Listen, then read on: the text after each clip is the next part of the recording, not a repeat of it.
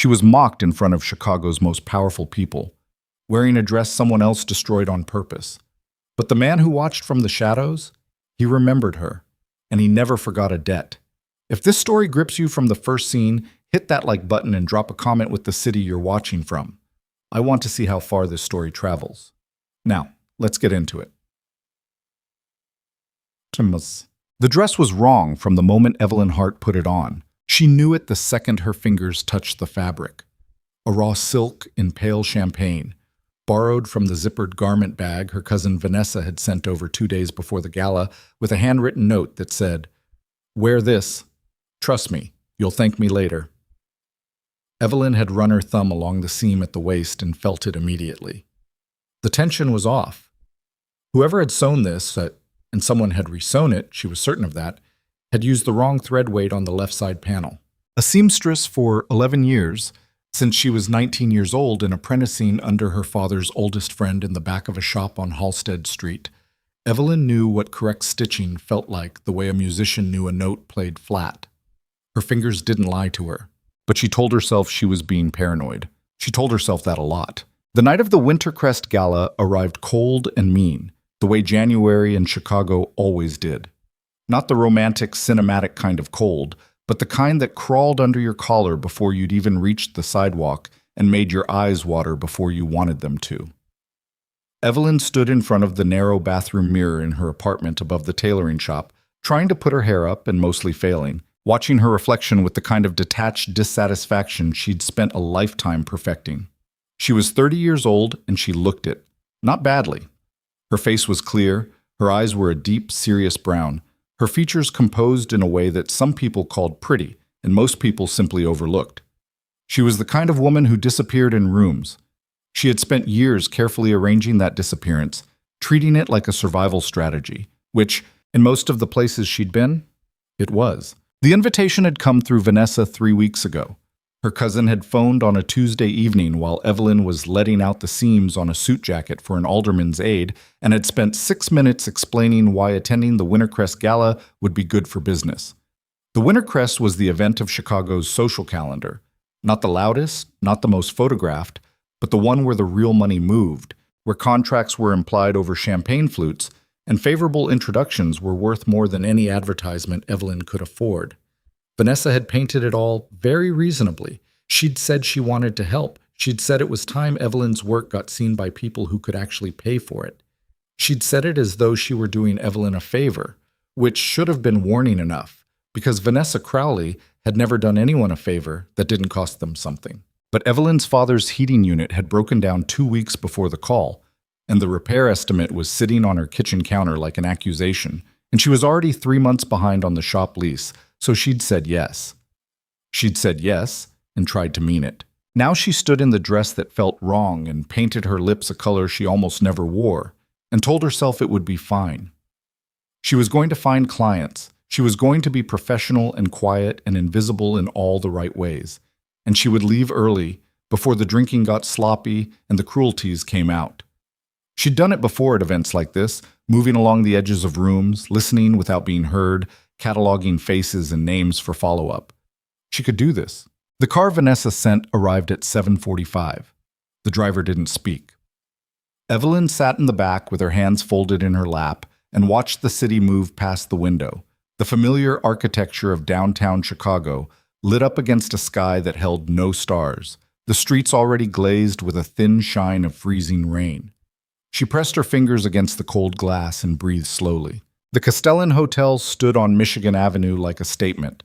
It was the old money kind of grand, not flashy, not glass and steel modern, but dark stone and iron railings and revolving brass doors that had been turning since 1921.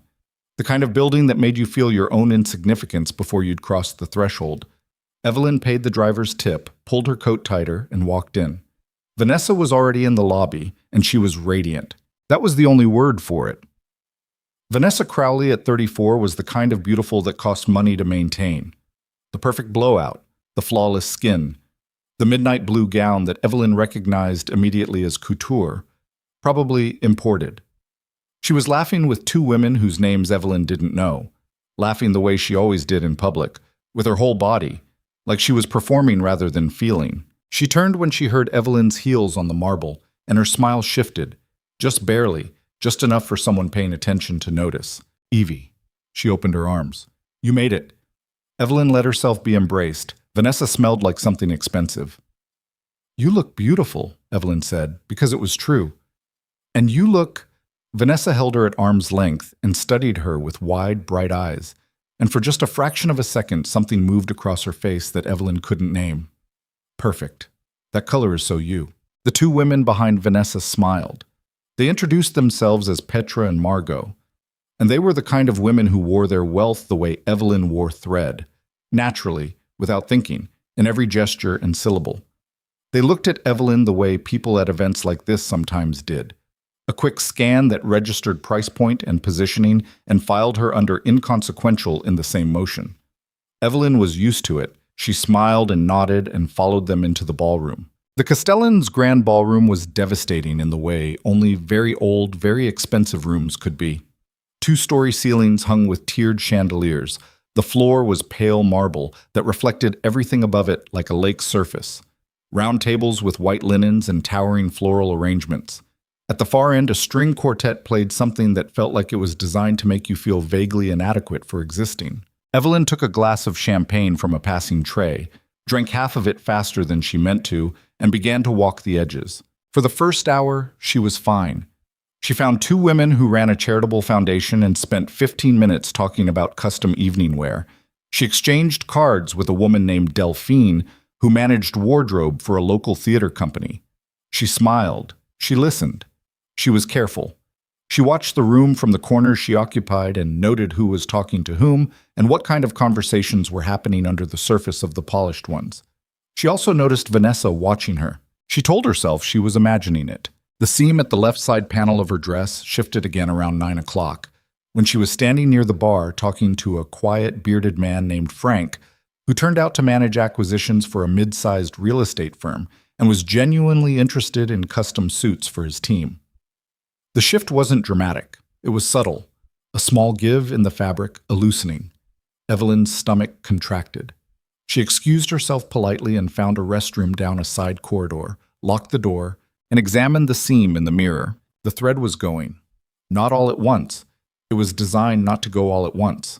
Whoever had picked it had done it carefully, loosening every third or fourth stitch so that the fabric held under normal movement but couldn't sustain anything more. Under the right circumstance, a stretch, a turn, a raised arm, the left panel would separate from the bodice in a way that would leave her exposed from her ribcage to her hip. Evelyn stared at herself in the mirror for a long moment. She thought about the note. Wear this. Trust me, you'll thank me later. She thought about Vanessa's face in the lobby, that fraction of a second expression she hadn't been able to name. She named it now. Anticipation. Her first instinct was to leave, just leave, find her coat, find the exit, get back to the apartment, and be done with it. She had done nothing wrong. She didn't owe this room or these people anything. She could go home and she could work, and she could survive the way she always had, quietly, without incident, without anyone seeing. She stood at the sink and ran cold water over her wrists and thought about the heating repair bill. She thought about her father, who was 61 and had a bad back and had been between jobs for 4 months after the restaurant where he'd worked for 9 years had closed without warning. She thought about the shop lease. She dried her hands, straightened the dress carefully, the seam held for now, if she moved cautiously, and went back out. She should have left. She should have left the moment Petra touched her arm 40 minutes later and said, with warm sincerity that Evelyn had spent a lifetime learning to distrust, "You absolutely have to come meet Helena Marsh. She's on the acquisition committee for the City Arts Council. She's been asking about local designers." And Evelyn had followed her, threading through the crowd, trying to hold her body at the precise angle that kept the weakened seam stable. And Petra had led her to the center of the room, to a cluster of 8 or 10 people that included Vanessa and Margot, and a silver-haired woman who was probably Helena Marsh, and Evelyn had smiled and started to extend her hand. And Petra had knocked her arm. She would think later that it was deliberate, though she could never prove it, could never prove anything about that night except what she felt in her own body. Knocked her arm hard with the edge of her elbow, and Evelyn stumbled, one hand going out to catch her balance, the other arm swinging wide, and the seam went. It didn't tear dramatically. It simply opened. The left panel of the bodice separated from the dress with a quiet sound that no one else would have heard over the music and the conversation. But the effect was immediate and unmistakable. The fabric gaped. In the cold light of the chandelier, with 10 people now looking directly at her, Evelyn stood with her dress falling open from her left side and had exactly 3 seconds where her mind went completely blank. Then Vanessa laughed. Not the public laugh, the real one. Surprised out of her almost, the way genuine reactions sometimes escaped people before the performance layer could catch them. Just a single sound, half a second, instantly swallowed back behind a hand pressed to her mouth. But it was enough. Because Petra laughed too, and Margot turned away with a deliberateness that was its own kind of cruelty. And 2 of the other people in the cluster simply stared. And the silver-haired woman, who was probably Helena Marsh, looked at Evelyn with the particular expression of someone watching an embarrassment they don't intend to involve themselves in. Someone said, "Oh my," in the tone people used for minor disasters. Evelyn pulled the fabric closed with her left hand and held it there. Her face was burning. She could feel the heat of it from her throat to her temples, the kind of flush that came from humiliation rather than shame, because she hadn't done anything to be ashamed of. She was only ashamed of how badly she wanted to disappear. She had wanted to disappear her entire life, and right now, standing in the center of the Wintercrest Gala, with her hand clutching her dress together while Vanessa composed her mouth back into appropriate concern, and said, "Evie, sweetheart, are you all right?" She wanted it more than she had ever wanted anything. She didn't cry. She was proud of that later. She didn't cry, and she didn't run, and she didn't say anything to Vanessa because anything she said would be used or twisted or dismissed, and she had known that since she was 8 years old, and she wasn't going to forget it now. She said, "Excuse me," in a voice she didn't recognize as her own, too flat, too quiet, and she walked. Not toward the exit. She didn't want to cross the length of the ballroom with her hand pressed to her side like she was holding herself together. She walked toward the far end of the room, where the tall French doors opened onto a terrace that looked out over the dark shape of Millennium Park and the frozen edge of the lakefront. She pushed through the nearest set of doors, and the cold hit her like a wall, hard and immediate and almost welcome, because it stopped the burning in her face and gave her something physical to process instead. The terrace was empty. It was far too cold for anyone sensible to be outside. The iron railing was glazed with ice, and the stones under her feet were treacherous, and the champagne she'd drunk earlier sat uneasily in her stomach, and Evelyn walked to the railing anyway and gripped it with both hands, her right hand, because her left was still holding the dress together, and looked out at the park below. She didn't cry. She wasn't going to cry. She was calculating. That was what she did when she was frightened and cornered, she calculated. She measured. She tried to find the thread she could pull to hold things together. How long had Vanessa been planning this? Whether the photographer she'd noticed near the cluster of people had gotten a shot before Evelyn moved. Whether any of the people from her brief conversations earlier had seen what happened, and how quickly that would move through whatever networks connected this room. Whether Frank from real estate would still be interested in custom suits, or whether this was the kind of story that followed a person. She was so deep in her own calculations that she didn't hear the French door open behind her. She heard the match strike. The sound was unmistakable, the sharp rasp of a wooden match against its box. Then the brief flare she saw reflected in the window of the door to her right, a small, warm doubling of light against all the cold. She turned. He was standing at the far end of the terrace, near a stone column, and she hadn't seen him because he was the kind of person who occupied shadow with complete ease. The kind of person who was always exactly where he intended to be. He was tall, not dramatically so, but enough. Dark coat, no tie, which meant he was either someone who didn't need to perform that particular deference or someone who had decided the room didn't warrant it. He held the match to a cigarette she hadn't noticed, drew on it once, and shook the match out. He hadn't looked at her. Or rather, he'd glanced at her when she turned. The quick, assessing look of someone establishing that a new presence in a space was not a threat, and then he'd looked away. Back at the city. Back at the dark mass of the park and the distant line of the lake. She should have gone back inside. She didn't. She turned back to the railing and tried to reset her breathing, and the cold kept coming, that particular Chicago January cold that didn't negotiate, and she stood there in her ruined dress with her hand pressed to her side, and she was shaking now, although she wasn't sure how much of it was temperature. "You're holding the seam." She turned. He was looking at her now, not with the social look that people used at events like this. The smile cocked at half-mast, the practiced interest, but directly, steadily, with the kind of attention that most people reserved for things that actually mattered to them. He had a long face, a jaw that looked like it had been broken once and healed slightly wrong, dark eyes that didn't give anything away for free. "Excuse me?" she said. "Your left hand. You're holding the seam closed." His voice was low and had a flatness to it, a mid-American absence of affect that wasn't coldness so much as economy. "Loose thread or cut?" She stared at him. "How do you know the difference?" "Because loose thread you'd be annoyed. You look like something else." The something else was humiliation, but she wasn't going to say that to a stranger on a freezing terrace. "It was sewn to fail," she said, and she heard the anger in her own voice for the first time, clean and sharp under everything else. Someone altered the stitching. He drew on the cigarette once more and exhaled toward the park. "Someone at the party?" "Someone before the party." He nodded, like this was a piece of information he was filing. Not shocked, not performing sympathy, just cataloging. "Do you want to go back in?" The question caught her off guard because it wasn't, "Are you okay?" or "That's terrible," or any of the soft-edged social responses she'd been bracing for. It was practical, operational. "Do you want to go back in?" As though going back in were a choice she was making rather than something she'd been pushed away from. "I need to," she said.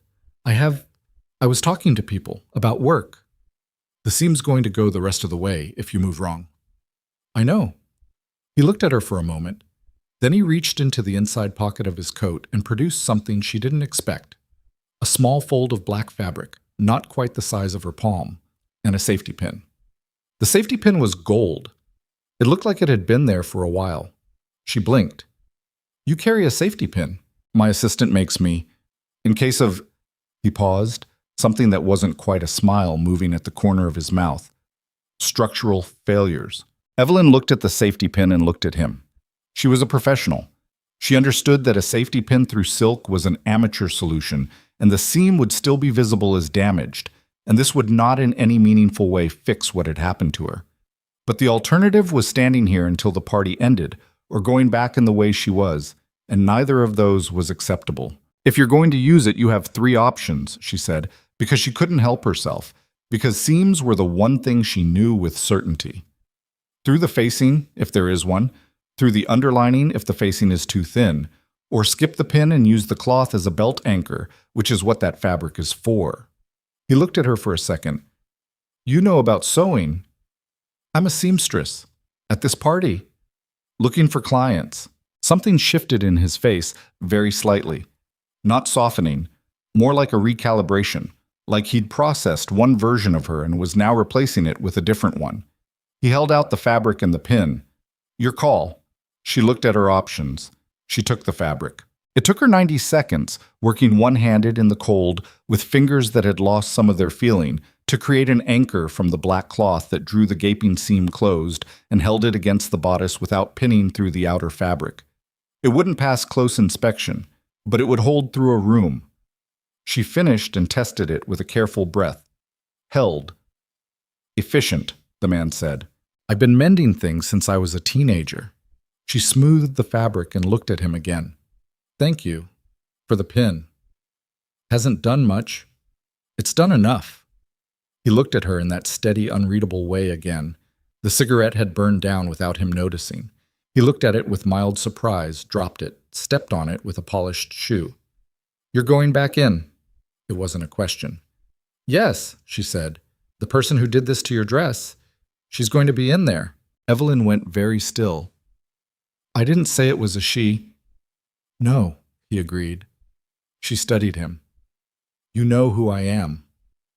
"I know you came in with Vanessa Crowley." A cold feeling moved through her that had nothing to do with the temperature. "How long were you out here?" "Long enough." He didn't say it threateningly. He said it the way you'd report a weather condition. "You didn't do anything wrong. In case you're calculating whether you did." She resented suddenly and intensely how accurately he'd read her. "I don't need—" "I'm not offering reassurance. I'm noting a fact." He looked out at the park. You can take it or leave it. Evelyn pulled her coat from where she'd left it draped over a patio chair. She hadn't wanted to wear it inside, had folded it there when she'd first come out, though that felt like a long time ago now, and held it in her arms like a shield, which was exactly what it was. She looked at the man again. He had turned back toward the doors, not blocking them, simply orienting, as if he were waiting without indicating that he was. There was something familiar about him that she couldn't place, some quality in the stillness that reminded her of something she'd been trying not to think about for the last 6 months, a quality of compressed danger at rest, like a machine that was off but was not, you understood, harmless. "I don't know your name," she said. "No," he said. "You don't." And he reached past her and opened the French door, and the warmth of the ballroom came out to meet the cold, and Evelyn Hart walked back into the room that had just broken something in her, and she didn't know yet that the man behind her was the reason the next 6 months of her life were going to be nothing like the 30 years that had come before. Inside, the party had metabolized her humiliation the way parties always did, quickly, into cocktail conversation, into a story that would be told in tighter, funnier, more embellished form over the following week. Evelyn felt it immediately when she crossed the threshold, the slight change in the room's texture around her, the few pairs of eyes that found her and looked away too deliberately, the kind of social radiation that told you exactly where you stood in a room's estimation. She held her head at the angle that meant nothing, the neutral angle, the one she'd calibrated over years of existing in spaces that didn't particularly want her. Vanessa appeared at her side within 2 minutes, which was either guilt or surveillance, and Evelyn had long since stopped distinguishing between the two where her cousin was concerned. "Evie, I was so worried. Are you all right? These old dresses? The fabric just—" "The stitching was cut," Evelyn said. She kept her voice conversational. She was watching Vanessa's face. Vanessa's expression didn't crack. It was very good. "Cut? What are you talking about? That's loose thread fails from the strain. Cut thread fails from the angle." Evelyn had heard her father's old teacher say it 100 times, and now it was in her mouth like iron. This failed from the angle. "Evie, I honestly don't know where you're getting—" "I'm not going to make a scene," Evelyn said. "I'm going to stay another hour and speak with the people I came here to speak with, and then I'm going to go home, and we're not going to talk about this tonight." Vanessa looked at her. Something very brief and very cold moved across her face before the performance returned, all warm concern and puzzlement. "Of course. Whatever you need." Evelyn nodded and walked away. She found Frank from real estate near the bar, still nursing the same drink, and they talked for 20 more minutes about a project he was developing that would need 12 executive suits and a company uniform design for his administrative staff. She took his card. She gave him hers. She was professional and focused, and she would think later that these 20 minutes were the most genuinely effective thing she did all year, because Frank DeLuca turned out to be the first major client to walk through her shop door. But she didn't know that yet. What she knew, navigating back through the room toward the exit with her coat over her arm and her hand steady at her side and her face composed into its most neutral register, was that something had shifted in her chest during the 45 minutes on that terrace that she couldn't quite identify yet. Some calculation had changed. Some small, persistent voice that usually told her to be smaller, quieter, less visible, less demanding of space, had gone temporarily offline. She was in the lobby, reaching for her phone to call a car, when the room behind her changed. She felt it before she heard it. A change in the quality of conversation. Not silence exactly, but a modulation, a shift in the way voices moved, the kind of thing that happened when someone who mattered to the room moved through it. She turned. He was crossing the ballroom. She could see him through the glass panels of the lobby doors, moving with the kind of economy that suggested he had never in his life needed to perform for a room and had no intention of starting now. He was heading toward a table near the center where a man in a gray suit was already on his feet and 3 other people had straightened almost imperceptibly in their chairs. But that wasn't what stopped her breathing. What stopped her breathing was the woman to his left, a woman she recognized from somewhere she couldn't immediately place, who leaned toward him and said something that made him turn his head, and in the profile she saw something about the jaw, the set of the shoulders, the quality of stillness that she had been trying to place all evening. She placed it now. 6 months ago, on a night in September when the rain had come down so hard, the gutters overflowed and the alley behind her shop had turned into a half-inch river, she had worked late on a commission she couldn't afford to delay. She had heard the sound at 11:45, not a crash, not a shout, but something that had moved under those categories, a weight of something going wrong. She had gone into the alley with her phone and its flashlight and found a man against the dumpster, one hand pressing his side, his face as white as the reflection of her light in the water at his feet. She hadn't asked questions. She knew better. She'd grown up in this part of the city long enough to know that there were some situations where asking questions was the most dangerous thing you could do. She'd gone back inside, gotten her emergency kit, which she kept stocked because her father was accident-prone and her landlord's maintenance response time was roughly never, and spent 40 minutes doing things she'd learned from a first aid course she'd taken because she was the kind of person who took first aid courses, never imagining she would use them in a rainy alley at midnight. She hadn't asked who he was. She hadn't asked what had happened. She hadn't called anyone. When she was done, when she'd said this needs a doctor, you need a hospital, he had said no in a voice that did not invite negotiation. And she had said, you lose consciousness, I call anyway. And he had looked at her in a way that she had never forgotten, like she had surprised him, like being talked back to was something that happened rarely enough to register. He had left before dawn. He had left a fold of cash on her workbench that she hadn't touched for a week, hadn't touched until her landlord called, hadn't touched until she stopped being able to afford principals. She had never learned his name. She stood in the lobby of the Castellan Hotel with her phone in her hand and her heart doing something she didn't have a category for, watching the most feared man in Chicago settle into a chair while the room reorganized itself around him. The man from the terrace. The man from the alley. She understood now why she hadn't recognized him immediately. He had been reduced that night in September. Smaller in the way that pain made people smaller, stripped of whatever it was he was standing here wrapped in, so naturally that it seemed like a second skin. He hadn't looked powerful against that dumpster. He had looked like something that could die. Now he looked like something else entirely. She must have made a sound or a movement because he looked up. From across the ballroom, through the glass of the lobby doors, their eyes met. He didn't smile.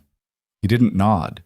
He simply looked at her, the same way he'd looked at her on the terrace, that steady, economical attention. And something passed between them that she couldn't name. Some recognition that was not comfortable, that was not warm, that was not any of the things that recognitions at parties were supposed to be. Evelyn looked away first. She looked at her phone. She called the car. In the car on the way back across the city, she sat with her coat in her lap and her hands folded on top of it. And she did not think about the terrace, and she did not think about the alley, and she tried not to think about the way he had looked at her through the glass. She thought about the heating bill. She thought about the lease. She thought about Frank DeLuca's business card in her coat pocket. She was good at not thinking about things. She had been doing it for 30 years. She went home, took the dress off, examined the cut seams under proper light. Precise, deliberate, the work of someone with a basic knowledge of construction, and folded it on the workbench with the intention of analyzing it more thoroughly in the morning. She changed into her oldest sweater and ate the toast she made because she'd forgotten to eat dinner, and she sat at her kitchen table in the cold apartment above the shop and made a list of follow-up actions for the people she'd spoken to at the party. Frank DeLuca, Delphine from the theater company, the woman from the charitable foundation. She added the date and circled it. She did not add a name she didn't have. She went to bed at 1 in the morning and lay in the dark and thought about the way Vanessa had laughed. That real laugh. The one she couldn't control. The one that said, "This is exactly what I planned."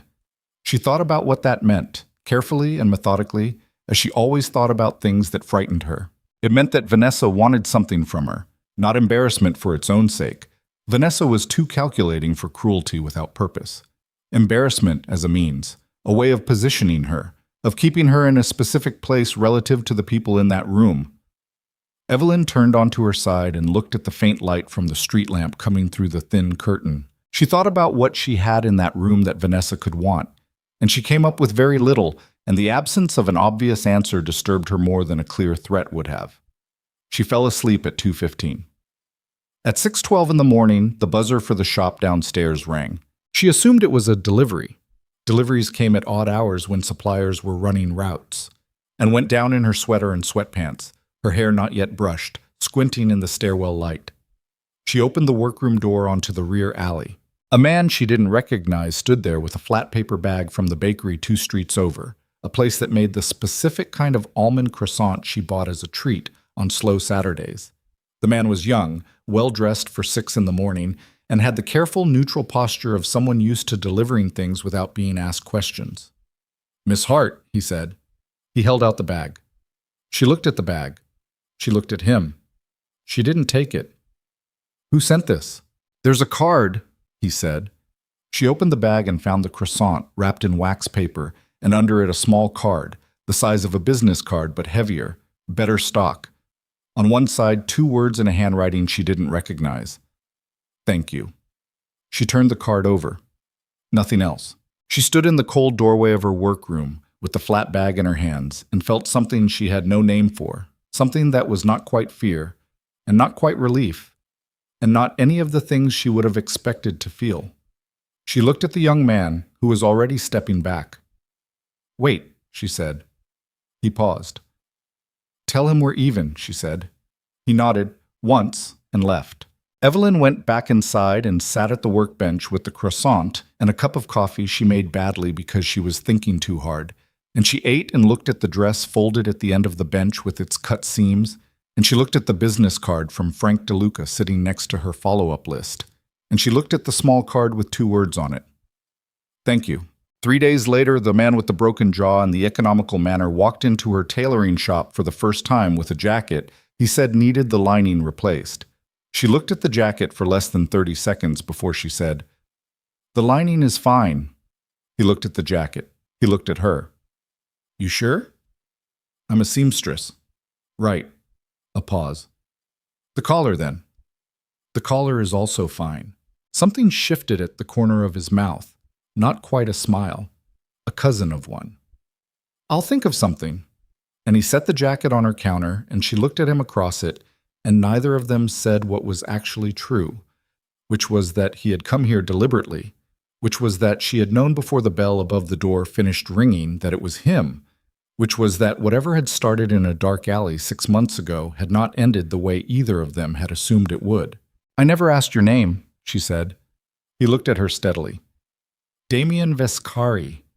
She held that name for a moment, turning it over, feeling its weight, recognizing it the way you recognize something you'd been warned about but hoped you'd never encounter. The name everyone in this part of Chicago knew. The name you didn't say casually, if you were careful, if you were smart. She nodded once, the way she had nodded at facts all her life. The heating bill, the lease, the cut seam, acknowledging without flinching. "Evelyn Hart," she said. "And you don't need your collar fixed." "No," he agreed. "Then what do you need?" He was quiet for a moment, just long enough to make the question honest. "I don't know yet," he said. And that answer, that quiet, unexpected admission from the most dangerous man in Chicago, was the thing Evelyn Hart could not stop thinking about for the rest of the week, through the follow-up call with Frank DeLuca and the measurement appointment with the theater company and the 3 other jackets and pairs of trousers that came through the shop in the ordinary, unpredictable rhythm of work. She thought about it while she pinned and measured and cut. She thought about it while the heating unit finally gave out completely and the repair crew arrived the following Thursday.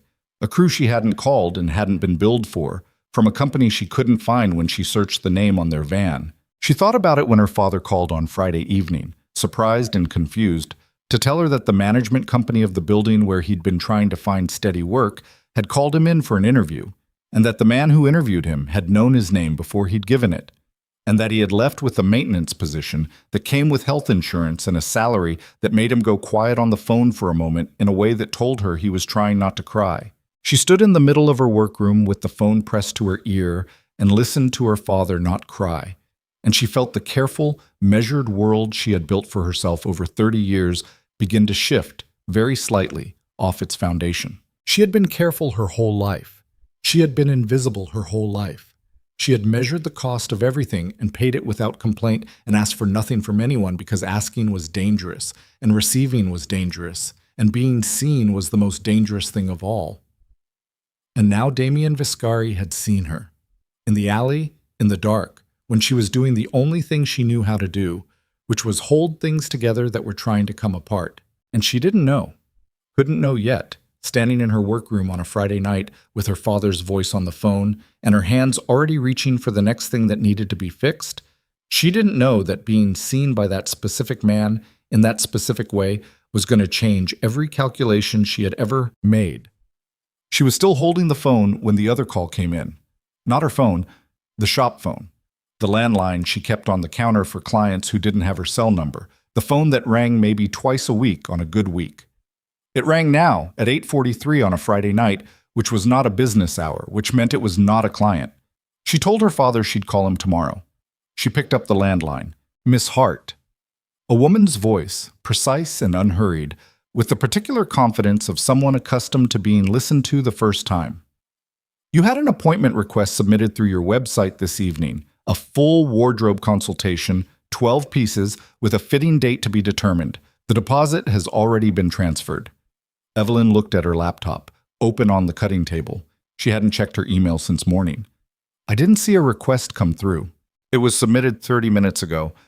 The client's name is Reyes, Marcus Reyes. A pause. He was referred by a mutual contact. Evelyn didn't say anything for a moment. What mutual contact? The referral was noted as personal. Another pause, finer than the first. Mr. Reyes is in property development. He has several associates with similar needs. This could be a significant ongoing relationship for your business. Evelyn set the landline down on the cutting table without hanging it up and opened her laptop. The email was there. The deposit notification from her payment processor was there. An amount that made her look at the screen for a long moment before she picked the phone back up. Who is this? She said. My name is Clara. I manage Mr. Vescari's scheduling. The workroom was very quiet. Outside, a car went past on the street, its headlights sweeping briefly across the front windows. He shouldn't be doing this, Evelyn said. Mr. Vescari. Tell him I said thank you and I don't need his help arranging my clients. A silence that was not uncomfortable on Clara's end. The silence of someone who had delivered difficult messages before and was not frightened of the responses. I'll pass that along, Miss Hart. Tell him it's not an insult. Tell him I understand what he's trying to do. She paused. Tell him we're not there yet. She hung up. She sat down on the stool at the cutting table. She did not look at the deposit notification again. She transferred it back in the morning. Damien came into the shop the following Tuesday. Not the jacket this time. No pretense. He came in at 11:15, which was between her 9 o'clock alteration appointment and her 12:30 fitting, which suggested either coincidence or surveillance, and she had stopped believing in coincidence where he was concerned.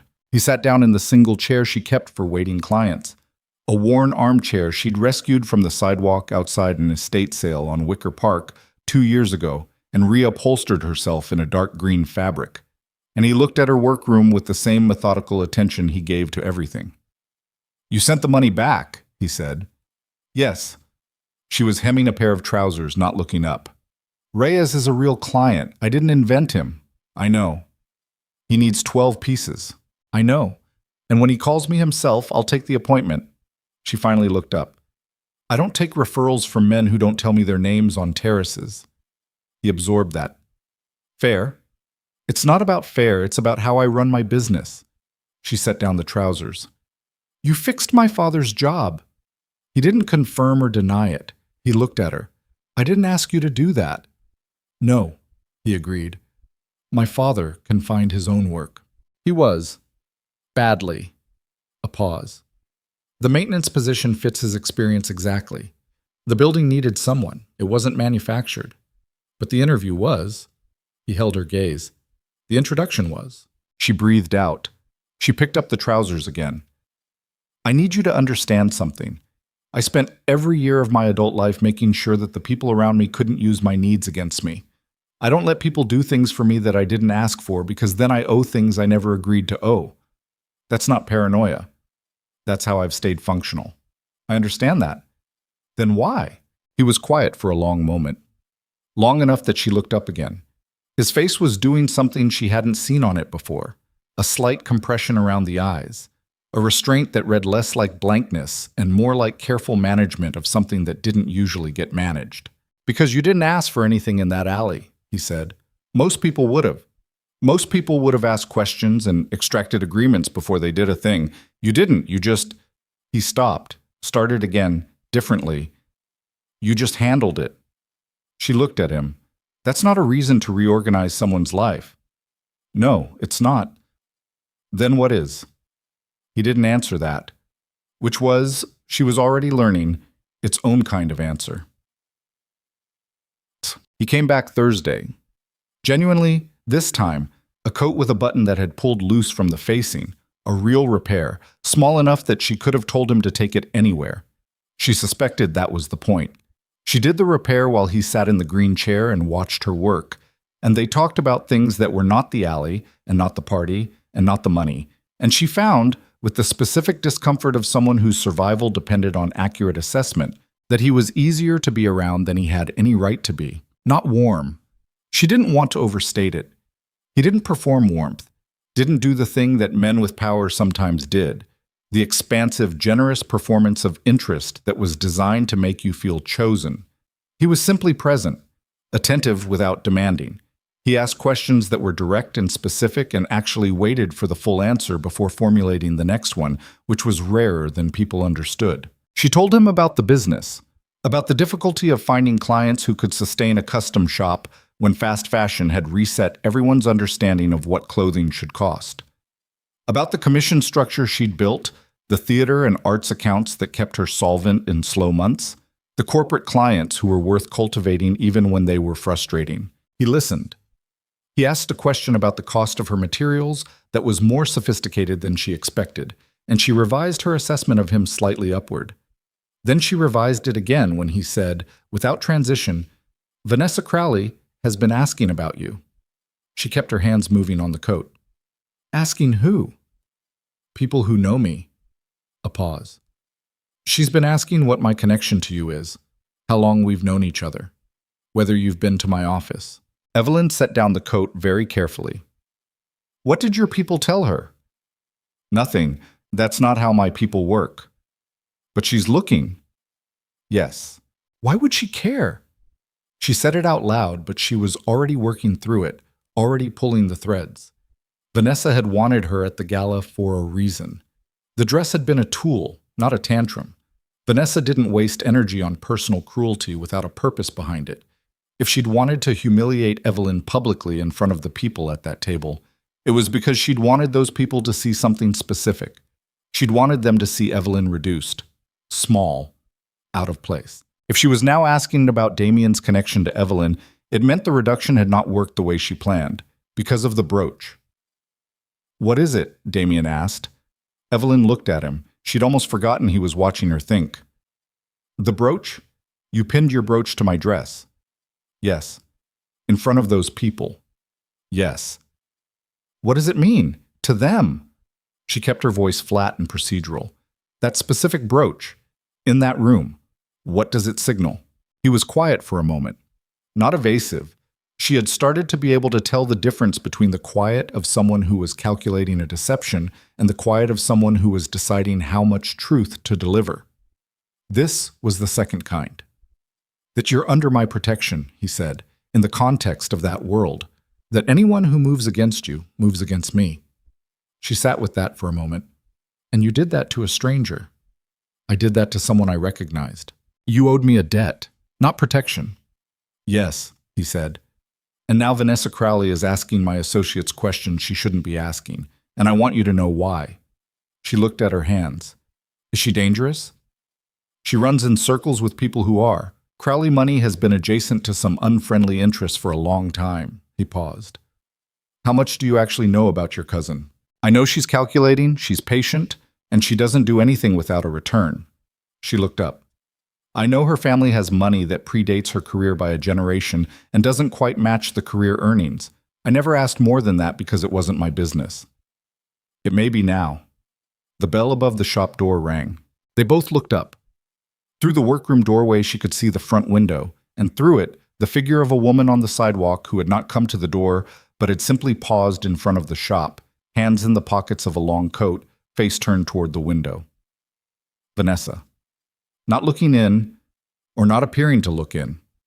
Just paused. The way someone paused to check a phone, or to pull their scarf tighter, or for any of a dozen neutral reasons. Damien had gone completely still. He was watching Vanessa on the sidewalk with an attention that was different from the attention he gave everything else, more compressed, more focused, the attention of someone calculating response rather than processing information. Vanessa moved on, down the sidewalk, unhurried, turning the corner without looking back. Damien's eyes moved to Evelyn. That wasn't a coincidence, Evelyn said. No. She felt it then, the thing she'd been holding at a distance since the gala, the reality of what had happened when he'd pinned that brooch to her dress. The way it had not resolved anything had in fact opened something, drawn something toward her that she had spent her entire life organizing her existence to avoid. I need you to be honest with me, she said, about what pinning that brooch to my dress actually started. He looked at her steadily. It started a conversation in a world you don't belong to. People are asking who you are to me. Some of them are curious, some of them are concerned, and some of them see you as something they might be able to use. Use how? As leverage, as a message, as a way to test whether I've made an attachment that can be exploited. The word attachment sat between them like a third object. And have you? She said. He held her gaze. I haven't decided what I've made. It was the most honest thing she'd heard anyone say in a very long time, and it was also the most frightening, and the combination of those two things was what made it impossible to dismiss. 2 weeks passed. The Reyes commission came through without introduction. Marcus Reyes called the shop himself, said he'd seen her work through a mutual contact in the theater world, which might even have been true, and by the end of the call she had an appointment scheduled and a scope of 12 pieces that would cover the shop's overhead for 4 months. Her father called twice, happy in a way she hadn't heard in 2 years. He liked the job. He liked the building manager. He liked having somewhere to be. Damien came in twice more, real repairs, small ones, things he could have handled elsewhere. She charged him her standard rate. He paid without comment. They talked, and she was careful about what the talking meant to her, about what she allowed herself to enjoy about it, because she had been careful all her life, and she was not prepared to stop being careful now. Then the woman came in. She came in on a Wednesday afternoon, young, precise, attractive in the specific way of someone who worked at it, wearing a coat that cost more than Evelyn's monthly lease. She said her name was Danny. She said she was a stylist. She said she was looking for someone to handle alterations for a small private client list and had been referred to Evelyn's shop.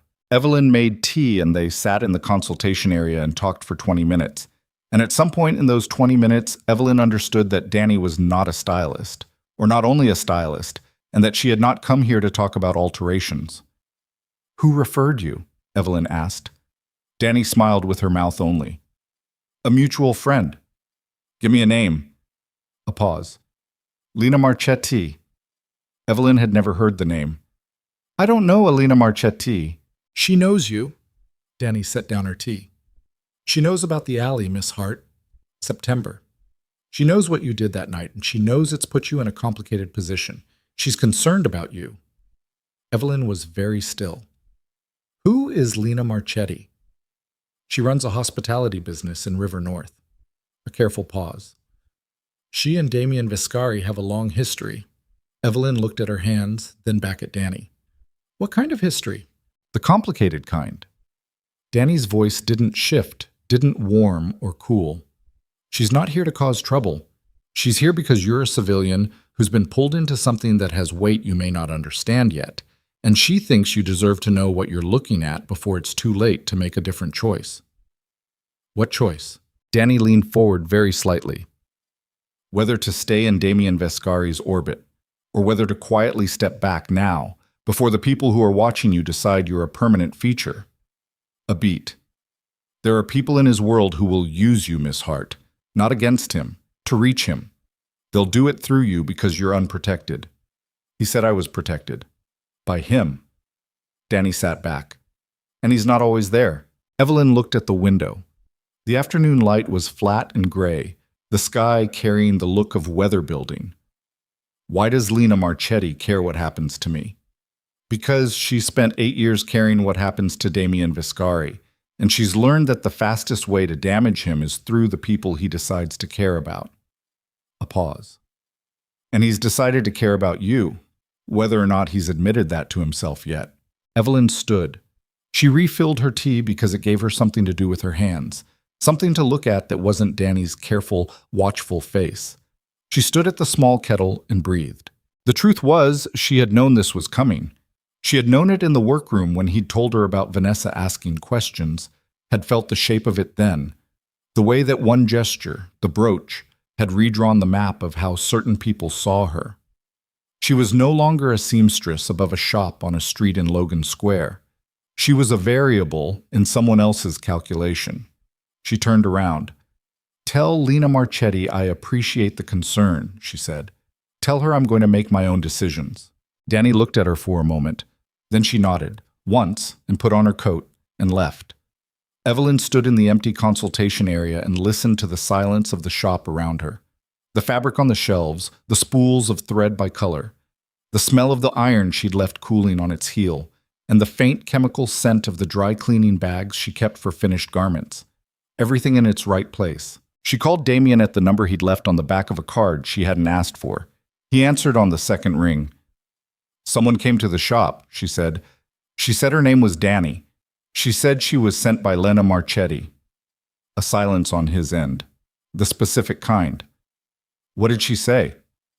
"She said I was unprotected. She said people in your world would use me." A beat.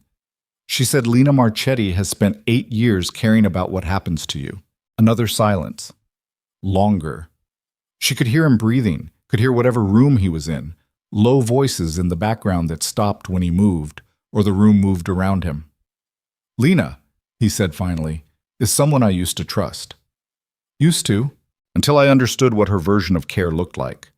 His voice was flat. Not angry. She'd heard him manage anger, knew the slight tightening that happened in it. This was something else. Something older. "She's not dangerous to you, but she's not warning you out of concern either." "Then why?" "Because you're new. Because she doesn't know what you are yet, and she'd rather remove you before she has to figure it out." A pause. "Because the fastest way to find out how important someone is to me is to try to take them away." Evelyn sat very still with the phone pressed to her ear. "And?" she said. He was quiet for a moment. "And nothing. I'm telling you what's happening." "That's not what I'm asking." "I know what you're asking." "Then answer it." Another pause. The longest. Long enough that she thought he wasn't going to say anything, that he was going to deflect the way he sometimes did, give her true information arranged to avoid the real thing. "You matter," he said. "I don't have better language for it than that. I don't usually talk about this kind of thing because I don't usually have it." A beat. "That's probably going to be a problem for you." She breathed out slowly. "It's already a problem." "Yes." "Damien." She said his name deliberately. First time she'd used it directly like that, and she felt him register it even through the phone. "I need to know that you understand the difference between protecting someone and making their decisions for them." "I understand the difference." "Do you?" He didn't answer immediately. "I'm trying to." It was the right answer and the wrong answer at the same time, and she sat with it in the quiet of her shop while the afternoon turned toward evening outside the windows, and she was still sitting with it 20 minutes later when she heard the sound in the alley behind the workroom. Not the crash or shout she'd been bracing for since Danny's visit. Subtler than that. The sound of something deliberate. Movement that was trying not to be heard. She stood up slowly. She looked at the back door. The heavy one, steel, that she kept bolted from inside because the neighborhood was not what it used to be, and she had learned a long time ago not to give people easy access to things she couldn't afford to replace. The sound came again. A weight shifting. More than one person. She had her phone in her hand and she was already dialing when the bolt on the back door began to move, working from the outside with something that was not a key, and she understood with a cold clarity that cut through every calculation she'd ever made, that being seen had a cost she was about to pay, and that the cost she hadn't finished calculating was already here. The bolt moved a second time and then stopped. The silence that followed was the wrong kind of silence. Not absence, but held breath. The silence of people on the other side of a door deciding something. Evelyn was already moving, not toward the back door but sideways, to the cutting table, where her hand found the long shears without looking, because she had worked in this room for 4 years and she knew every surface by feel in the dark. 8-inch blades, German steel, heavy enough to mean something in the hand. She dialed with her thumb. Damien picked up before the first ring finished. She didn't say anything. She held the phone toward the door for 2 seconds so he could hear what she was hearing, then brought it back to her ear. "Don't open it," he said. "I wasn't going to." "Move away from the door, to the front of the shop. Lock the interior door between rooms." She was already walking, already doing it, the shears in her right hand and the phone in her left. Through the workroom door into the narrow hall that connected the back of the shop to the front, and she threw the bolt on the interior door and stood in the front room among the display forms and the bolts of fabric and the green chair, and she breathed. "I'm in the front," she said. "Good. Don't move." His voice had changed, not louder, smaller, more compressed, the way a flame got smaller and hotter when you reduce the oxygen. "Someone is going to knock on your front door in approximately 90 seconds. Let them in." She looked at the front door. The street beyond it was empty, the evening light nearly gone, the street lamp at the corner doing its inadequate job. "Who?" "Ramirez. He works for me. He's been outside since 4. She absorbed that. "Since 4. Since Danny left your shop."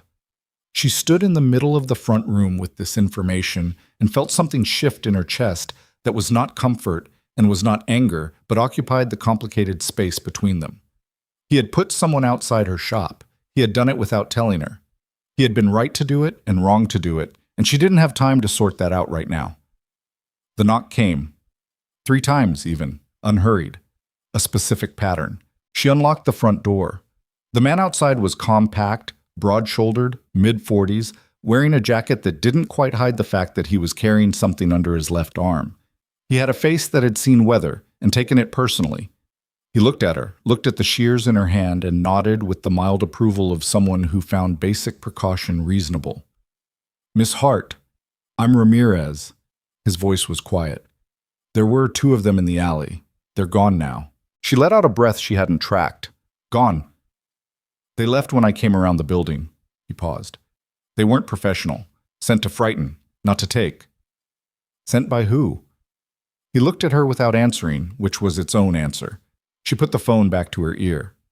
"Damien?" "I heard." "Who sent them?" A pause. 1 beat. "We're working on that." She looked at Ramirez, who was watching her with the careful neutrality of a man accustomed to being caught between his employer and a complication his employer hadn't fully anticipated. She looked at the dark alley door at the back of the shop, still bolted. "I want to know when you find out," she said into the phone. "You will." "Not a summary, the actual information." "Evelyn, that's the condition. You want me to trust your people in my shop and outside my door? That's the condition." He was quiet. "All right." She hung up. She looked at Ramirez. "There's a chair in the back. You want coffee?" He blinked, just once. "No, ma'am, thank you." "Then I'm going to finish the hem I was in the middle of," she said. "And you're going to do whatever you do, and we're going to pretend this evening is normal." He looked at her for another moment, and she understood that she had surprised him. She seemed to be doing that to a lot of people lately. "Yes, ma'am," he said. Isa. The answer came 3 days later. Not from Damien, from her father. He called at 7 in the morning, which was early for him, early enough that she knew before she answered that something had happened that he didn't want to give her time to brace for.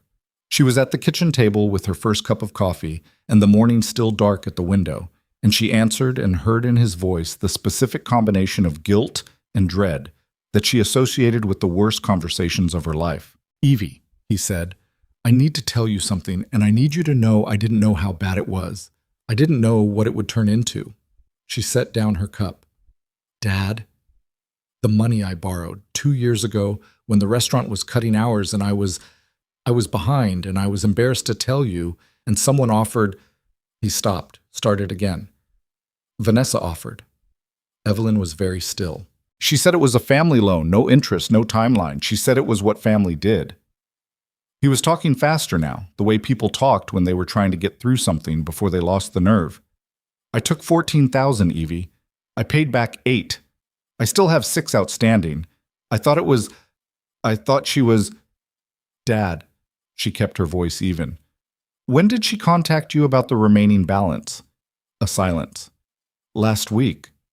What did she say? Another silence, longer and heavier.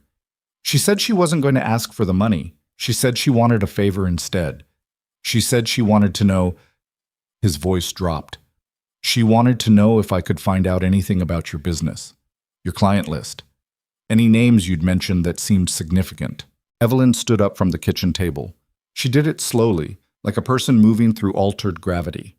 She walked to the window and looked at the dark street and the one car parked under the street lamp that she had started to recognize as Ramirez or whoever Ramirez sent when he wasn't there himself. What did you tell her? She said. Nothing. I told her nothing, Evie. I swear to you, I called her and I said I wasn't going to do that, and she could come after the money through whatever channel she wanted. He was breathing badly now, the breath of a man in his 60s who was ashamed and frightened and trying not to show how much of both. She didn't argue. She just said she was sure I'd reconsider, and then she said... He stopped. Dad. Evelyn pressed her palm flat against the cold window glass. Tell me what she said. She said she already had what she needed anyway. A pause that felt like falling. She said she'd gotten it from someone closer to you than I was. The cold from the glass moved up through Evelyn's hand and into her arm, and somewhere in her chest, and she stood with it and made herself stay very still and think. Someone closer to her. She went through the list. Not clients. She didn't talk about client names casually, and her files were on a laptop that hadn't left the shop. Not her apartment, which held nothing relevant. The shop itself, the consultation area, the workroom. Danny. The woman who had called herself a stylist and sat in the consultation area for 20 minutes with her careful, neutral face and asked questions about mutual contacts and drank Evelyn's tea. Who had arrived the same day that Damien warned her that Vanessa was asking questions. Who had claimed to come from Lena Marchetti. Who had been inside this shop, inside the consultation area, for 20 minutes while Evelyn made tea in the back. She moved fast through the apartment and down the stairs to the shop, not bothering with her coat, and went directly to the consultation area. She looked at the table, the chairs, the small shelf where she kept sample books. She looked at the underside of the table, where a person sitting across from it, reaching down casually to adjust a bag on the floor, might leave something small and flat and easily overlooked. It was there. The size of a thumbnail, matte black, adhered to the inside lip of the table edge. A listening device. The basic kind. Cheap enough to be disposable, good enough to catch a room. Evelyn peeled it off with her fingernail. She held it between her thumb and forefinger and looked at it for a very long time. She drove to Damien's office at 9 in the morning without calling first, which she understood was not how people arrived at Damien Viscari's office, and she understood this from the reaction of the man at the front desk of the building on West Wacker, who looked at her with polite alarm and reached for his phone. She put her hand on his desk. I'm Evelyn Hart, she said. He knows who I am. Call up and tell him I'm here and I'll wait exactly 10 minutes. She waited 7. He came down himself, which she hadn't expected. Crossed the lobby in 3 strides and looked at her face and didn't say anything for a moment, which meant he could read something in it that she hadn't finished composing yet. Come up, he said. The office was on the 14th floor and was nothing like she'd imagined, which annoyed her because she hadn't wanted to have imagined it. It was spare and dark furnished and had windows that looked out at the river, gray-green and cold this morning, moving under a low sky. There were 2 other people in the room when they entered. A woman with close-cropped hair at a desk in the corner, and a man standing near the windows that Evelyn recognized as someone she'd seen near Ramirez. And Damien said, "Give us the room," without looking at either of them, and they left. Evelyn put the listening device on his desk. She watched his face. He picked it up, looked at it. Something moved through his expression that was not surprise and that was not quite anger but occupied the space where those 2 things met and compressed into something colder and more controlled. Where? He said. Under my consultation table. The woman who called herself Danny. She was in that room for 20 minutes. She kept her voice flat. She came the same day you told me Vanessa was asking questions about me. He was turning the device over in his fingers. Lena doesn't use this hardware. I know. She held his gaze. Which means Danny didn't come from Lena Marchetti. Or if she did, Lena Marchetti is working with someone who uses this hardware. She paused. Who does? He set the device down on the desk. He looked at the window for a moment. There are 2 people in this city who source this particular model. He said it evenly, like a man reading from a list he'd memorized under different circumstances. One of them works for a real estate consortium that operates out of a building on Clark Street. They handle acquisitions for... He paused, and his jaw tightened slightly. For a family called Crowley. The word landed in the room and sat there. Evelyn looked at him. Vanessa. Vanessa's family has been running surveillance contracts through the consortium for 6 years. He looked back at her. I knew that. I've known it for 3 years. It's one of the reasons I've monitored their activities in certain circles. She heard what was underneath that. You knew Vanessa had surveillance capabilities when you told me she was asking questions about me.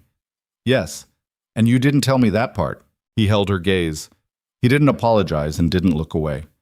I was assessing how far she was willing to go before I gave you information that would change how you moved. The room was very quiet. Outside, the river moved under its gray sky, indifferent. You were managing me, Evelyn said. I was protecting you. Those aren't the same thing. I know. Do you? She moved to the other side of the desk, not to confront him, just to have space between her and the door, to have the full room in front of her. Because I have spent 30 years, my entire adult life, refusing to let people make decisions for me on the grounds that they knew better. My cousin just spent 6 months building a device to listen to my private conversations, and I walked into it partly because you withheld information that might have helped me recognize what was coming. She stopped. I'm not screaming at you. I'm telling you what happened. His face had gone through something while she spoke. Not guilt exactly, but something adjacent. A recognition. He was a man who processed accountability the way he processed everything else, without softening it, without immediately reaching for a counterargument. You're right, he said. I made the wrong call. She had not expected it to come that quickly or that cleanly, and the speed of it disarmed her in a way that being argued with would not have. She breathed out. Vanessa knows about the alley, she said. She has 6 months of my consultation conversations. She knows my client names. She probably knows your name came up in my shop. She paused. My father. She went to my father, Damien. She's holding a debt over him to get information about me. His hands, flat on the desk, went very still. It was the kind of stillness that preceded motion, the compressed stillness of something about to move fast. She didn't get anything from him, Evelyn said quickly. He refused, but she told him she already had what she needed from someone closer to me. She met his eyes. What would she do with 6 months of my conversations? He looked at her steadily. Leverage, evidence of association, something she could take to certain people to make the case that you're not a civilian anymore. A pause. That you're a liability. To you. Or to the people who see me as a problem. Evelyn sat down in the chair across from his desk. She sat down because her legs wanted her to, and she was tired of ignoring what her body was telling her. She sat, and she looked at her hands, and she thought about the $14,000 her father had borrowed, and the $8,000 he'd paid back, and the $6,000 that had been, apparently, a rope around all of them for 2 years without any of them knowing it. She thought about Vanessa's face in the hotel lobby. You look perfect. The weight she'd given to the word perfect, the particular satisfaction in it. She's been planning this since before the gala, Evelyn said. Probably longer. Why? What do I have that's worth this much effort? He was quiet. He sat down across from her on his side of the desk, and she noticed that he didn't lean back. He leaned forward, elbows on the desk, which she'd come to understand was how he held himself when something mattered to him. It's not what you have, he said. It's what you are to me. She looked at him. Vanessa Crowley has been trying to get something on me for 2 years, he said. Not criminal. She has too much to lose by going that route. Something personal. Something she could use in a negotiation or leak in a way that shifts how certain people see me. He paused. I don't give people things to use. I don't have personal attachments that are visible. In 8 years, I have not given anyone a lever. He held her gaze. And then I pinned my brooch on a woman in a ballroom, and half of Chicago took note. The silence stretched. She set me up, Evelyn said. The gala. The dress. She knew you'd be there. She invited you knowing I would be in that room because she wanted to see how I'd react. She expected you to cry and leave, and she expected me to note it and move on. His jaw tightened. I didn't. Because of the alley. Because of the alley. Because of the way you came back into that room. He paused. Because of other things I'm not going to make a speech about. She looked at him for a long moment. At the broken jaw that had healed slightly wrong. At the eyes that didn't give anything away cheaply, but had, over the last 6 weeks, given her more than she suspected they'd given anyone in a long time. What does she do with what she has? Evelyn said. She takes it to the people who want me reduced, who want to know that Damien Viscari has an exposure, that there's a quiet woman in Logan Square who can make him act outside his own interests. He said it without expression, which was how she knew it cost him something. They won't go after me directly. They'll go after you, and they'll do it in a way that makes it my fault. Evelyn sat with this. She sat with all of it. The device under her table, her father's voice at 7 in the morning, the 6 months of conversations that were now in someone else's hands, the understanding that what she'd thought was a private and careful navigation of something complicated had been visible the entire time to eyes she hadn't known were watching. She had been the most careful person she knew for 30 years. She had been careful and invisible and self-sufficient, and it had not been enough because the moment someone else decided she mattered, the moment Damien Viscari pinned a piece of himself to her dress in a room full of witnesses, she had stopped being able to manage her own invisibility. You couldn't be simultaneously seen by the most dangerous man in Chicago and invisible to the people who wanted to use that against him. She understood that now. What do they want? She said. The people she'd take this to, end state, what do they actually want from you? Territory, he said. There's a corridor of properties running from the South Lakefront to the River District that 5 different interests have been circling for 3 years. I control access to 2 of the key parcels through arrangements that don't appear in any document. A pause. They want me to either move or be moved. And using me is how they move you. It's how they try. She looked at her hands again, the hands that had held him together in a dark alley on a September night, that had fixed a seam under the hands of someone who'd been trying to take something from her since before she knew his name, the hands that had built everything she had, slowly, in a cold shop, by learning to make broken things hold. Then we can't let them, she said. He looked at her. I'm not going to be the thing they used to get to you, she said. I'm not going to spend the rest of my life being managed and protected and moved around like a variable in someone else's equation. She met his eyes directly, held them. I need you to tell me everything. Not the managed version, not the protective version. Everything Vanessa has, everyone she's working with, every move that's been made in the last 6 months. She paused. And then we're going to figure out what to do about it together. Not you deciding and telling me the summary. Together. He held her gaze for a long moment.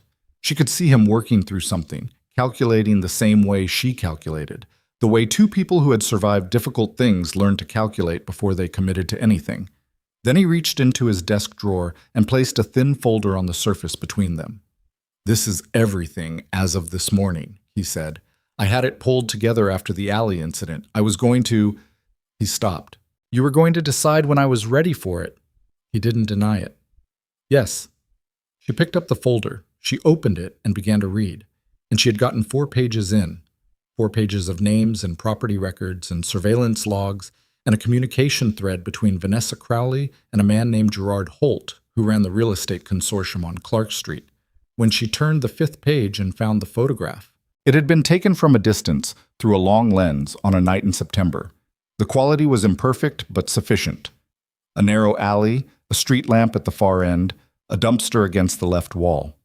2 figures, one on the ground, propped against the dumpster, one crouched beside him, head bent over his side. She recognized her own posture before she recognized her face. She turned the photograph over. On the back, in a handwriting she didn't know, September 14th, 11:58 p.m., Logan Square. She looked up at Damien. They had someone in the alley. His face was still. Yes. That night. They had someone watching you that night. I didn't know until 2 weeks ago.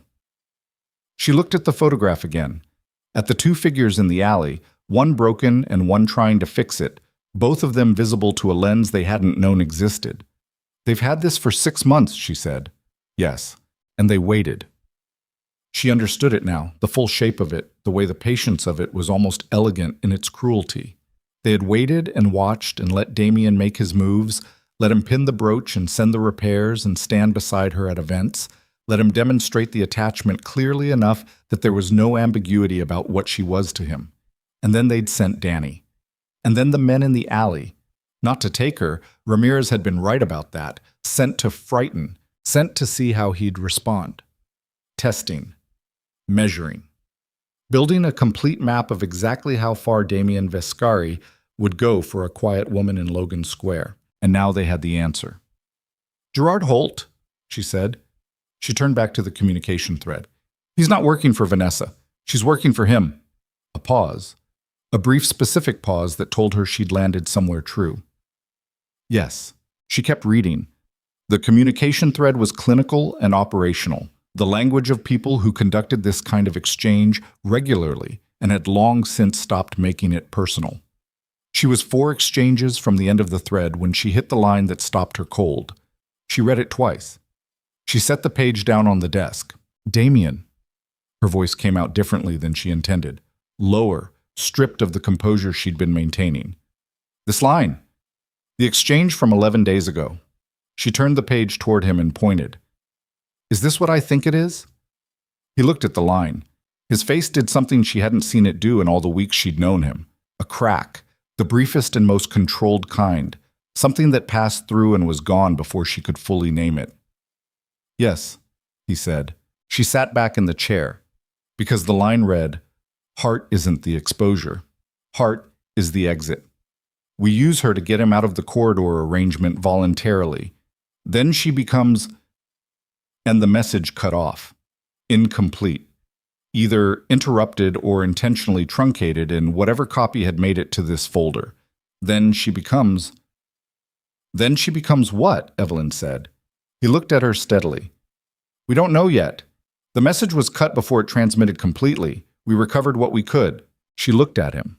At his face, which was telling her nothing and everything at the same time, which was doing the thing it did when he was holding something back, not out of manipulation, but out of a need to protect. And she was too tired now to navigate the distance between those two things, and she was done navigating it. Tell me, she said. Not the version where you've decided what I can handle. Tell me what you think the rest of that sentence says.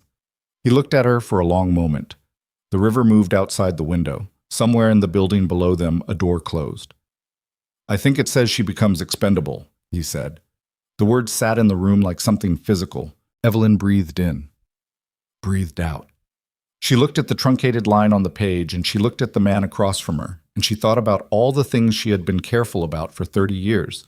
All the small, precise calculations she had made to stay safe, to stay functional, to stay invisible. And she thought about how none of it had mattered because the moment this man had looked at her across a ballroom, she had stopped being invisible to the people who watched him. Then we don't wait for them to finish the sentence, she said. No, he said. We don't. The plan took 4 days to build. She didn't go back to the shop alone. Ramirez was there every morning when she arrived and every evening when she locked up. And she had stopped feeling embarrassed about it because embarrassment was a luxury, and she had suspended several luxuries since the folder on Damien's desk. She worked her normal hours. She finished the Reyes commission, 12 pieces, precise and well-made, delivered on the date she'd promised, because Marcus Reyes had done nothing wrong, and her business was still her business, regardless of everything else happening around it. She talked to her father twice. She did not tell him everything. She told him enough. That she understood what had happened, that it wasn't his fault, that the debt to Vanessa was being handled, and she heard the relief in his voice and the guilt underneath it, and she said, Dad, stop. You were someone's father trying to manage. You didn't know. And he was quiet for a moment and said, You're too much like your mother. And she said, I know, and they both let that sit there, unchallenged. Damien came to the shop every evening around 6. Not to pretend he needed repairs. He came because they were working, because there were things to go through and decisions to make, and because the shop was the one place that felt, to her at least, like ground she understood. He sat in the green chair with the folder or his phone, or sometimes nothing, and they talked, and she learned more about the architecture of his world in 4 days than she had absorbed in 30 years of living adjacent to it. She learned that Gerard Holt had been operating in Chicago for 11 years through a series of holding companies that were, individually, unremarkable. She learned that Vanessa had been on his payroll fisc, not directly, in ways that could not appear in any document, for 4 of those years, which meant the timeline of Vanessa's interest in Evelyn's life predated the gala by 2 years at minimum, and that the particular loan to her father had not been generosity, but an investment, a piece of infrastructure laid in advance against a need that hadn't yet been identified. She learned that the corridor properties Damien controlled were adjacent to a development project worth $340 million, and that the word adjacent was doing a great deal of work, that adjacent meant essential, that without his cooperation the project could not proceed, and that 3 years of Holt's money and planning were frozen in place, waiting for Damien to either move or be moved. She learned that Lena Marchetti was not directly involved with Holt, which meant Danny had either lied about coming from her or Lena had been used as a cover by someone who knew her history with Damien well enough to make the name land correctly. She learned, from a conversation with Damien that was the most careful one they'd had, that his history with Lena was exactly what she had understood it to be. Long, complicated, professional in some periods and personal in others, ended badly enough that her name still did the specific thing it did to his voice when he said it. She did not ask for more than that.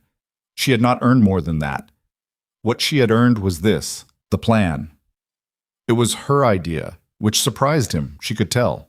She'd watched his face when she laid it out, sitting across from him at her cutting table on the 3rd evening with a cup of tea going cold between them.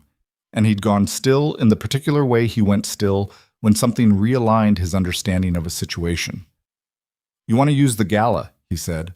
"The Winter Crest opens applications for next year's event in 2 weeks. Vanessa will be there because she's been on the planning committee for 3 years. Holt will be there because he's a title sponsor." She kept her voice even. "Every person in this city who matters to this situation will be in one room.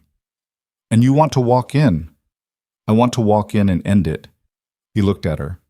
"Evelyn, these are not people who respond to confrontation the way ordinary people do. I'm not planning a confrontation." She met his eyes. "I'm planning a demonstration." She explained it. All of it. He listened without interrupting, which she'd come to understand was how he listened when he was taking something seriously. When she finished, he was quiet for a moment, and she watched him work through the angles, the risks, the specific vulnerabilities and advantages of what she was proposing. "You understand," he said carefully, "that if it doesn't work the way you're describing, you become the most visible target in that room. I'm already the most visible target. I've been the most visible target since September." She looked at him. "The difference is that right now they're choosing the terms. I want to choose them." He looked at her for a long moment. "All right. That's it? All right? You've thought it through more carefully than I would have." A pause. "And you're right that it needs to be you.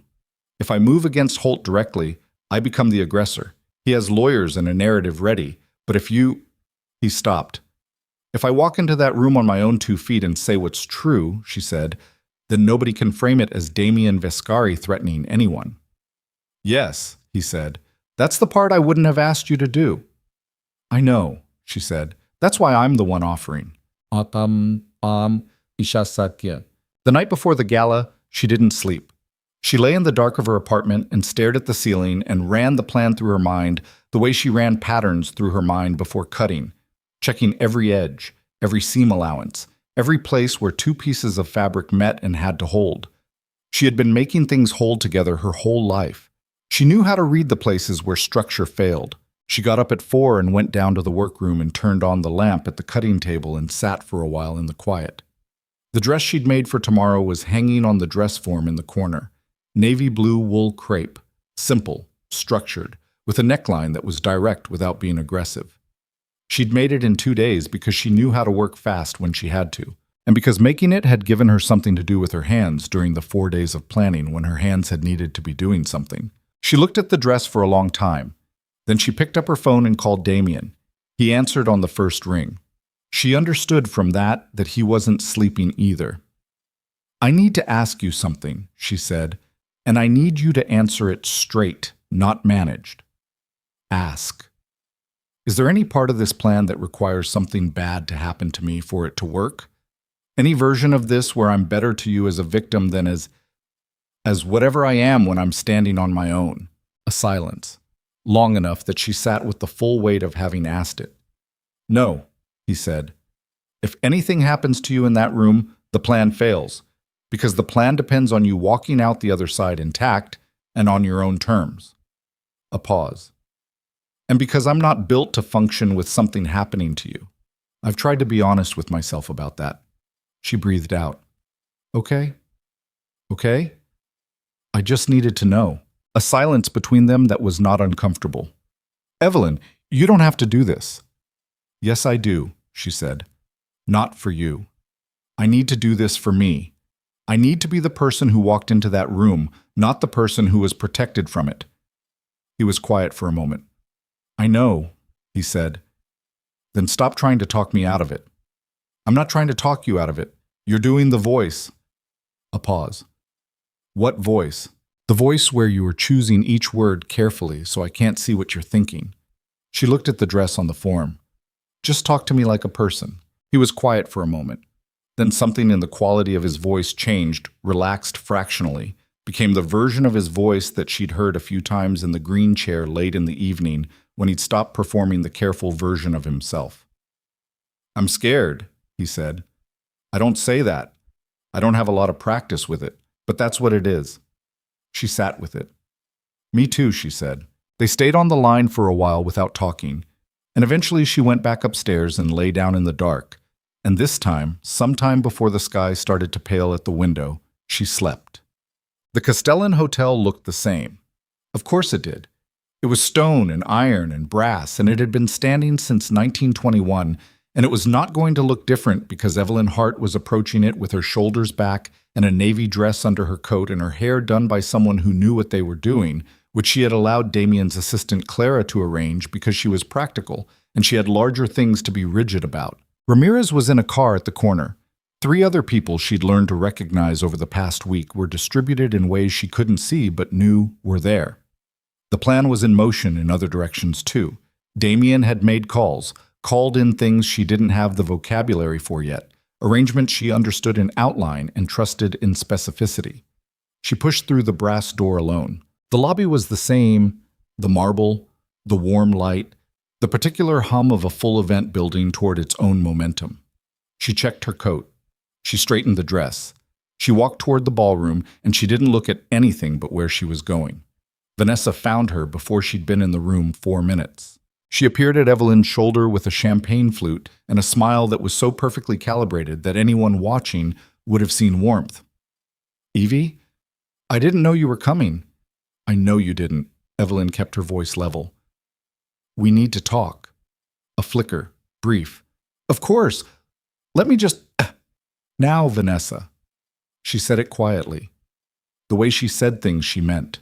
Vanessa looked at her for a moment, and Evelyn watched her cousin recalculate, reread her, update whatever model she'd been running of Evelyn Hart, the soft-spoken seamstress who lowered her eyes, and find that the update didn't quite fit the model. They moved to a quieter edge of the room, near a service corridor that Evelyn had noted when she'd walked in. Vanessa held her champagne with both hands and waited, and there was something behind her performance now, something that was not quite worry, but was in the neighborhood of it. "I know about Holt," Evelyn said. "I know about the consortium. I know about the loan to my father and what you asked him to do for it." She kept her eyes on Vanessa's face. "I know about Danny and what she left under my table." Vanessa's expression did not crack. It was remarkable, actually, a kind of professional-grade composure that Evelyn had not fully credited her with before. "Evie, I don't know what you think you've—" "I have the communications," Evelyn said, "between you and Holt. I have 11 months of them." A silence. Something moved across Vanessa's face that was too fast to name. "You have She stopped. That's not possible. A lot of things that happened in the last 6 months weren't supposed to be possible. Evelyn held her gaze. You made a mistake. You assumed that because I was quiet, I was without resources. You assumed that the only resource I'd found was Damien's protection. You didn't account for the possibility that I was learning. Vanessa's hands tightened on the champagne flute. The composure was still there, but it was working harder now, visibly, like a seam under stress. What do you want? I want you to walk with me to where Gerard Holt is standing, Evelyn said, and I want you to tell him that the arrangement is done, that the corridor deal is off, that whatever leverage you thought you had over Damien through me has been removed. And if I don't? Evelyn looked at her cousin, at the face she'd known since childhood, the face that had been calculating something for as long as she could remember, and she felt none of the things she might have expected to feel. Not anger, not satisfaction, something simpler and colder. Then the communications go to the 3 journalists I've already been in contact with, and they go to the 2 federal contacts that Damien's attorney has been briefed on, and they go to the 4 members of the Wintercrest Planning Committee who are in this room tonight, and who have been on Holt's donor list for 2 years. She paused. And they go to your mother, who I don't believe knows the specifics of how her family's money has been used. Vanessa stared at her. You turned my dress into a weapon, Evelyn said. You used my father's need against him. You put a device in my shop and you hired people to stand in my alley in the dark, and you sat across from me at a party and laughed when I was humiliated. She held Vanessa's gaze without flinching. I'm not doing this because I hate you. I'm doing this because I refuse to be something you can move around. A long silence. Vanessa looked past Evelyn toward the room, toward where Holt was standing near the far bar, silver-haired, talking to 2 men who both stood, the way men stood when they were listening to someone who held their salary. She looked at him, and then she looked back at Evelyn. He's not going to take this well, she said. It was not a threat. It was something closer to a warning, the first honest thing she'd said. I know, Evelyn said. He has people here. So do I. Vanessa looked at her for another moment. Something passed across her face that Evelyn had never seen on it before. Not in 30 years of knowing this woman. Not once. She couldn't name it completely. It was something adjacent to respect, perhaps, or something adjacent to the recognition of having miscalculated badly enough that the calculation couldn't be recovered. All right, Vanessa said. They walked across the room together. Holt saw them coming from 8 feet away, and he read the situation, or tried to, before they arrived. He was good at reading rooms. He'd built his career on it. He saw Vanessa's face and the tightness around her eyes, and he saw the woman beside her that he knew from photographs but had never spoken to. And something in his expression closed down and reconfigured into the polished blankness of a man who had faced difficult conversations before and knew how to manage them. He dismissed the 2 men with a slight movement of his head. They moved off. Miss Hart, he said. I don't believe we've been introduced. No, Evelyn said. We haven't. He looked at Vanessa. Is there a problem? Vanessa said nothing. She was looking at the floor near his feet, and Evelyn understood that for all of Vanessa's capacity and planning and patient cruelty, she was afraid of this man, had been afraid of him for 4 years probably, had been operating in his orbit for so long that the fear had become infrastructure, something she built everything else on top of. There's a situation, Evelyn said, and she felt her own heartbeat in her throat, felt her hands very precisely and consciously at her sides, felt the specific quality of the 200 people in the room behind her, none of whom knew what was happening 6 feet from the East Bar. One I think you'd prefer to resolve quietly. Holt looked at her. His eyes were light blue and very still, and assessed her the way she was used to being assessed in rooms like this. By type, by category, by apparent leverage. He was running the numbers. She could watch him do it. I've been told you're a seamstress, he said. It was not a compliment and not an insult. It was a placement. I am, she said, and I've spent my life learning how things are constructed, what holds and what doesn't, where the structural failure starts. She held his gaze. Your arrangement with Vanessa's family is structurally failed. The communications that document it are no longer exclusively in your possession. What you do in the next 10 minutes determines how many people they reach. His face didn't change. That was the thing about men like Holt. The face was a separate instrument from everything happening underneath it. What do you want?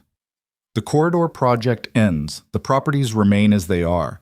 No further contact with my family, my clients, or my business. She paused. And you leave Chicago by the end of the month.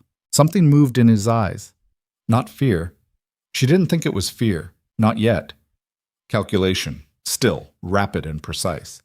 He was measuring her, measuring Vanessa's silence beside her, measuring whatever he could read in the room around them. You're making a significant claim, he said, for someone with no standing in this conversation. My standing, she said, is that I have what I have and I'm the one standing in front of you. He looked at her for a long moment, and then, without warning, without any change in his expression that she could have predicted, he looked past her, toward the center of the room, and something shifted in his face. She turned. Damien was there. He had come in while she was talking, had crossed the room with that particular economy of movement that she knew now, and he was standing 15 feet away with his hands loose at his sides and his eyes on Holt. And he was not doing anything dramatic, was not moving toward them, was simply present in the room the way a weather system was present, as something that did not need to announce itself because its arrival was its own announcement. Holt looked at him. Damien looked at Holt. The two men with Holt, who had moved off but not far, had both registered Damien's presence and were looking at each other with the careful look of men reassessing a situation they thought they'd already mapped. Evelyn had not told Damien to come. She had told him, explicitly, that she wanted to do this herself. He had said all right. He had said it in the voice that she'd learned, and she had trusted it. And now he was standing in the room, and she felt the anger of it move through her fast and clean. And underneath the anger, something that was not anger at all, something that she did not have time to examine right now. She looked back at Holt. His calculation had changed. She could see it. The specific reconfiguration of a man who had entered a conversation with one set of odds and was now working with a different set. He looked at Evelyn, and then at Damien, and back at Evelyn, and she saw him update his model of what she was, of what she represented, of whether the woman standing in front of him was a civilian in over her head or something else. You planned this together, he said. I planned this, she said. He's here because... She stopped. Because she didn't know why he was here, because he'd come anyway. Because he had said all right in that particular voice, and then come anyway, and she was going to have words about that, but not right now. Not in front of Gerard Holt in the east end of the Castellan Hotel ballroom, with 200 people behind them, and the plan suspended at exactly the point where it either held or it didn't. She looked at Holt. Because it's over, she said. However you want to characterize the rest of it, that part is over. You can end this cleanly, or you can end this in print. Those are the options. She held his gaze. I'm a seamstress. I know when a seam is past saving. This one is? Holt looked at her. He looked at Vanessa, who was still looking at the floor. He looked past Evelyn at Damien, who had not moved, who was standing with his hands at his sides and his eyes on Holt, with the quality of attention that did not need to become anything else to be understood clearly. And then Holt looked back at Evelyn, and something in his face moved, some final piece of the calculation completed, and he said, in a voice that was completely level and completely empty of anything that could be called concession or defeat, I'll need 3 days. You have one, she said. A pause. 2. She held his gaze.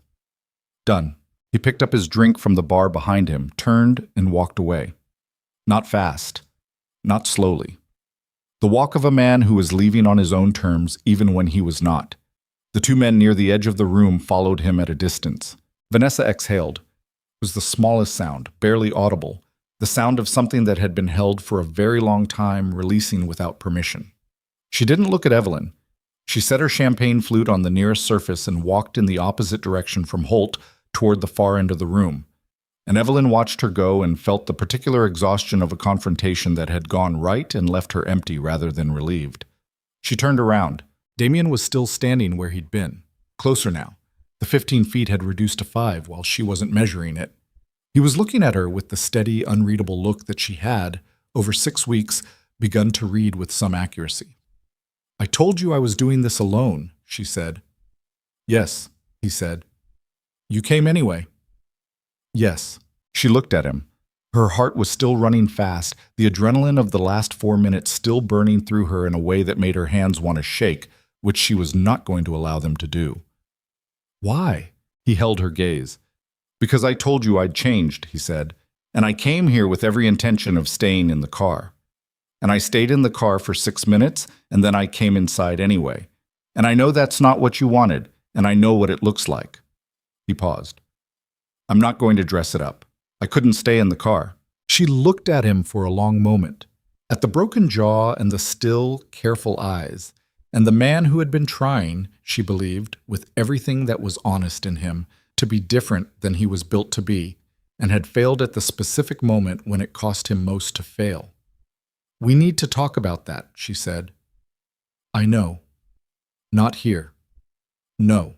She looked at the room, at the 200 people who had not heard a word of what had happened in the last 10 minutes, the oblivious machinery of the Wintercrest Gala continuing to turn around them, champagne and conversation and string quartet, and the specific orchestrated social performance of Chicago money spending an evening with itself.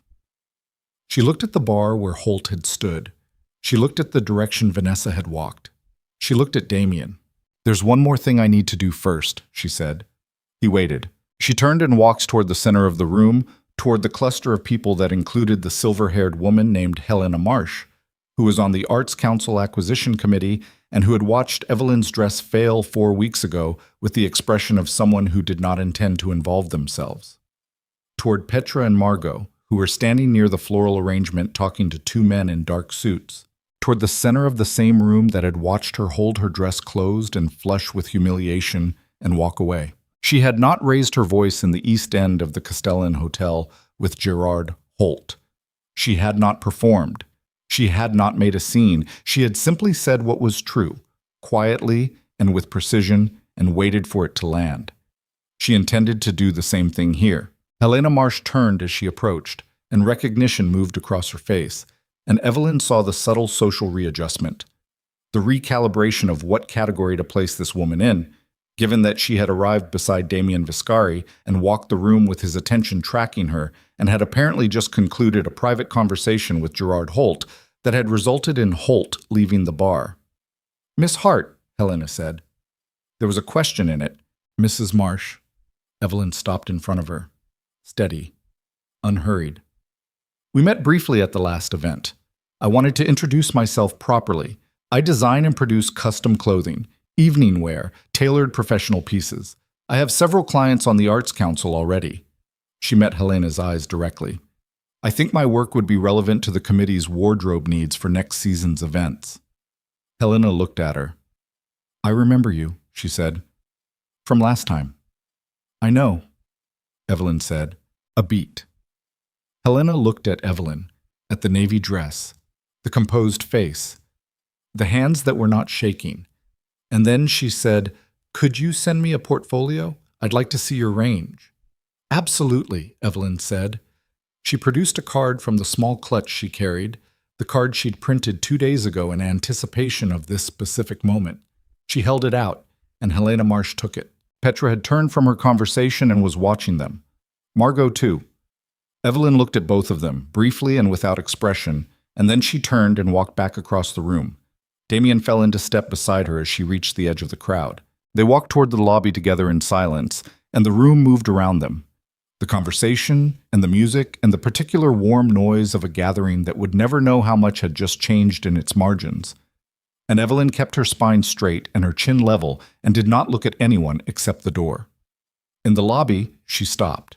She turned to face him. He was watching her with the full weight of his attention, the kind that made you feel very specifically seen, and was simultaneously the most and least comfortable thing she'd experienced in her life. There was something on his face that she hadn't seen there before or hadn't let herself name, something that sat beyond the careful management, beyond the economy and the control, something that was not dressed up or strategic or withheld. "You stayed in the car for 6 minutes, she said. "Yes." "And then you came in." "Yes." She looked at him. "Damien." She said his name the way she had learned to say it, without performance, without the weight of what it was supposed to mean to the rest of Chicago. Just his name. "If we're going to—" She stopped, started again. "If this is what I think it is, I need to know that you understand what I told you in your office, about decisions, about not being managed." "I understand it," he said. "I failed it tonight." "Yes," she said. "You did. I know." And I need to know whether that's who you are, she said, or whether that's who you've been and you're trying to change it. He held her gaze. The lobby moved around them, guests coming and going, the revolving brass door turning, the particular indifferent efficiency of a hotel that had been processing human drama for 100 years. I don't know yet, he said. I think that's the most honest answer I can give you. She breathed out. That's not the answer I wanted. I know, he said, but it's the true one. A pause. You walked into that room tonight and you handled something that I've been managing, badly, by my own admission, for 3 years. You did it without asking for anything from me except information. You did it your way. Something moved through his expression. And I still couldn't stay in the car. She looked at him for a long moment. The lobby, the brass door turning, the sound of the city outside, Chicago in January, cold and unromantic and entirely itself. That's the thing we need to fix, she said. Yes, he said. Whether we can fix it is what determines everything else. He held her gaze. I know that too. She looked at him. At the man who had been trying to hold things together his own way for so long that he wasn't sure anymore where the holding ended and the controlling began. At the man who had come into her shop with a jacket that didn't need fixing and sat in her green chair and listened, actually listened, and still could not make himself stay in the car when it mattered. She understood it. That was the problem. She understood it the way she understood every structural failure. Not with forgiveness, exactly, but with the knowledge of where the flaw lived and what it would take to repair it, and whether the material was worth the work. The front door of the Castellan opened and the cold came in, and somewhere in the building behind them the gala was still running, the music still playing, and Gerard Holt was sitting in a car on Michigan Avenue recalculating something that had already been decided. And Vanessa Crowley was in a bathroom on the second floor, crying the specific tears of someone who had bet on the wrong version of a person.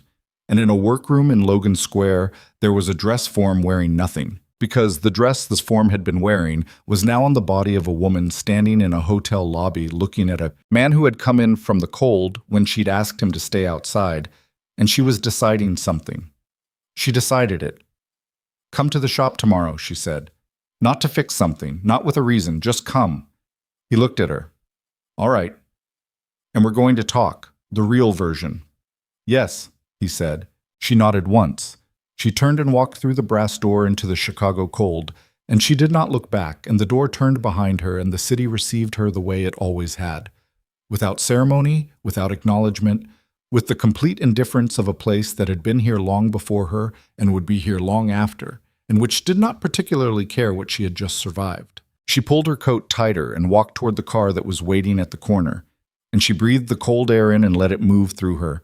And she thought about nothing except her feet on the pavement and the next step and the one after that, which was all she had ever really needed to think about. One step, then the next. She was good at that. The 2 days that followed the gala were the quietest Evelyn had known since September. Not peaceful. Quiet was not the same as peaceful, and she had lived long enough to know the difference. It was the quiet of aftermath, of a storm that had moved through and left the air changed, the particular silence of spaces that had been loud and were now letting themselves breathe. She went to the shop. She worked. She finished a set of alterations for a client she'd been putting off, and she started the preliminary measurements for the Reyes overflow. Marcus had referred 2 colleagues, which meant the commission had grown in scope, and she needed to hire someone to help with the cutting. She called 3 people whose work she'd seen and respected. She made appointments. She did not call Damien. He had come to the shop the morning after the gala, as she'd asked, at 9:15, and they had talked for 3 hours at the cutting table with coffee that went cold between them and the morning light changing on the workroom floor. It had been the hardest conversation she'd had with him, harder than the folder on the desk, harder than anything, because it required her to say out loud the things she'd been carrying carefully in silence, and it required him to do the same, and neither of them was built for that, which meant they were both bad at it in ways that were sometimes infuriating and sometimes recognizable and occasionally, unexpectedly, something close to funny. She had told him about the car, not just the fact of it, that he'd come in when she'd asked him to stay out, but what it meant to her, what it triggered in the specific internal architecture of a woman who had spent 30 years managing the weight of other people's decisions about her life.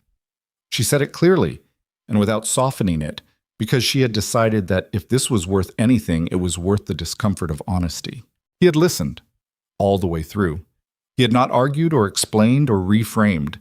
When she finished, he was quiet for a moment, and then he said, "I've spent 8 years being the person who makes the final call, on everything, because the alternative, in my world, was having the call made wrong by someone who didn't understand the stakes.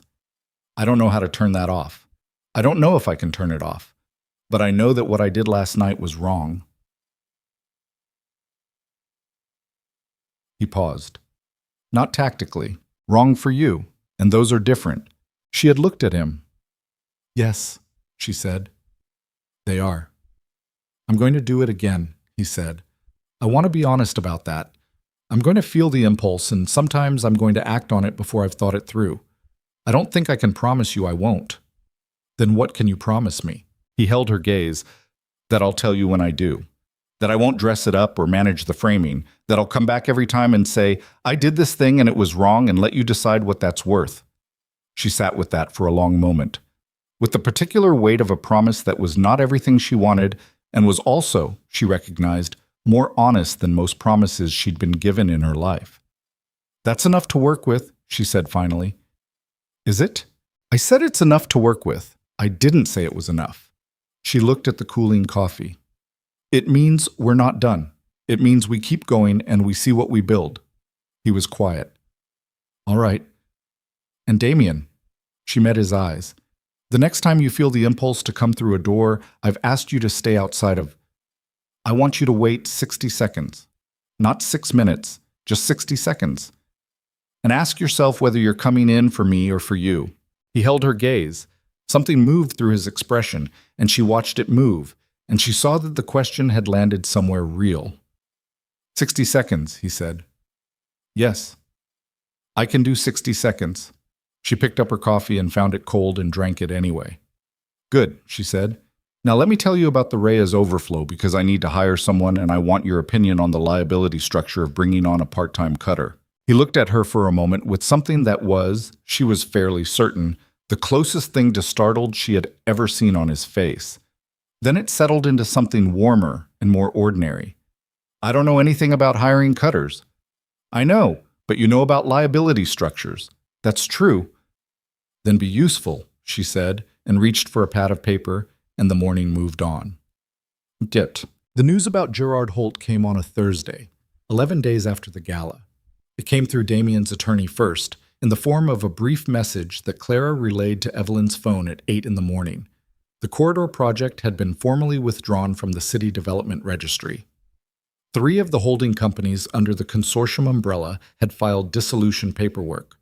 Holt had closed his Chicago office and relocated, destination not publicly recorded. He had taken his 2 days and used them, and whatever else he had decided about Evelyn Hart and Damien Vescari and the cost-benefit of continuing to operate in a city where the calculation had shifted, he had decided quietly and without drama, which was the only kind of exit a man like Holt could afford.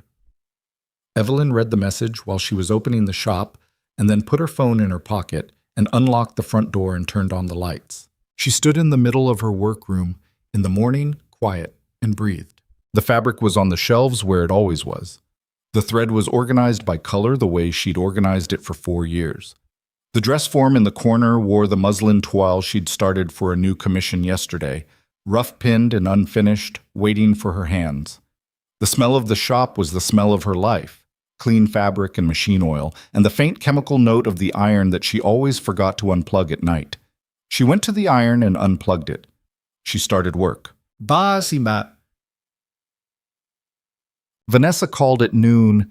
Evelyn looked at the name on her phone screen for a long moment, and then she answered because she had spent her whole life making herself do the difficult thing rather than the comfortable thing, and she was not going to stop now. "I'm not going to apologize," Vanessa said. Her voice was different than Evelyn had ever heard it, stripped of the warm, performed register she used in public, without the careful architecture of a woman managing her reception in every room. She sounded tired. She sounded, more than that, like someone who had reached the end of a long effort and found nothing on the other side of it worth the cost. "I don't think it would mean anything, and I don't think you'd want it." "No," Evelyn said. "What I'm going to say is that I underestimated you. From the beginning. I built the whole thing on the assumption that you were the version of yourself I'd always seen, and I didn't update the model when I should have. A pause. That was a professional mistake as much as anything. Evelyn held the phone and looked at the muslin toil on the dress form. Why did you need me specifically? Holt had resources. He had better leverage than a loan to my father and a device under a table. A silence. Long enough that she thought Vanessa might not answer. Because Vescari doesn't react to threats, Vanessa said finally. Direct pressure, legal exposure, financial, none of it moves him. He's been through all of it and he doesn't move. Another pause. But you're not a threat. You're something he chose. The theory was that something he chose could be used in ways that a threat couldn't. Because a threat he can manage, Evelyn said. But something he cares about he can't always think clearly around. Yes, she breathed out. And now Holt is gone and I have to figure out what I am without the arrangement. Vanessa's voice was flat, not broken. Vanessa was too constructed to sound broken, even now, but stripped of its forward momentum, the momentum of a woman who had always known what she was working toward and no longer did. The family will manage. They always do. I'll manage. Vanessa. Evelyn said her cousin's name the way she said things she meant. The loan. The $6,000 my father still owes. A pause. What about it? I'm going to pay it. Not to you. I'll wire it to whatever account you direct me to, and you're going to send a written confirmation to my father that the debt is settled and there are no further obligations. She kept her voice even. And then we're going to not speak for a while. I don't know how long. Vanessa was quiet. And after the while? I don't know yet, was the honest answer. You're my family. That's a fact. What it means is something I need time to figure out.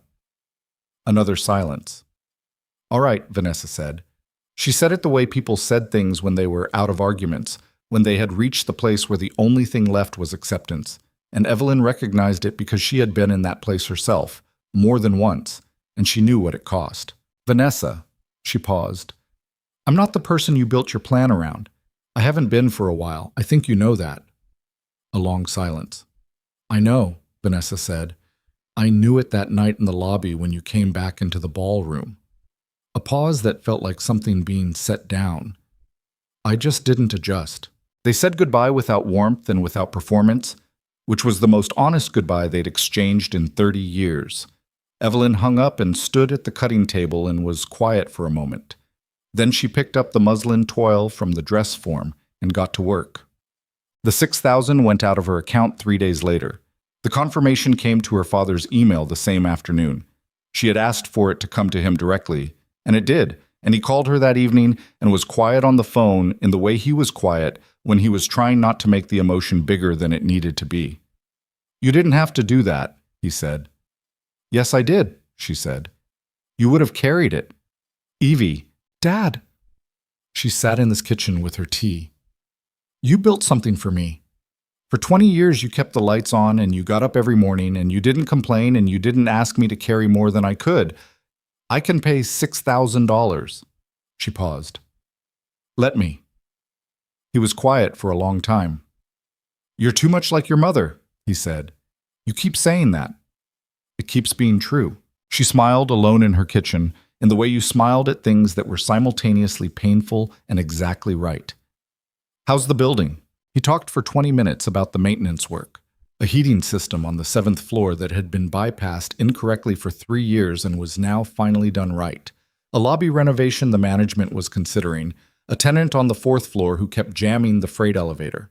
He talked the way he always talked about work he found meaningful, with detail, with humor, with the particular satisfaction of someone who fixed things for a living and found dignity in the fixing. She listened, all the way through.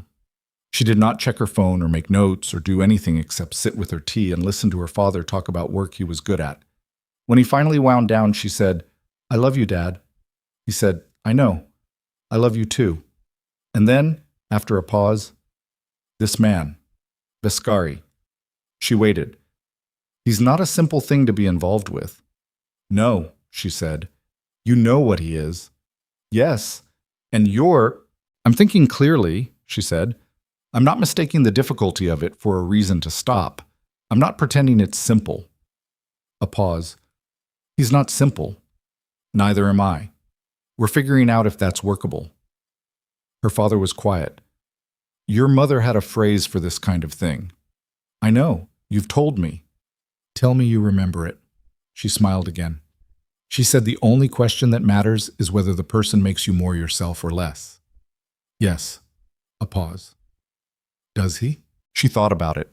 About the cutting table and the cold coffee and 60 seconds and the folder on the desk and the green chair and the alley in September and the man who had looked at her through the glass of a lobby door and recalibrated everything he'd understood about the night.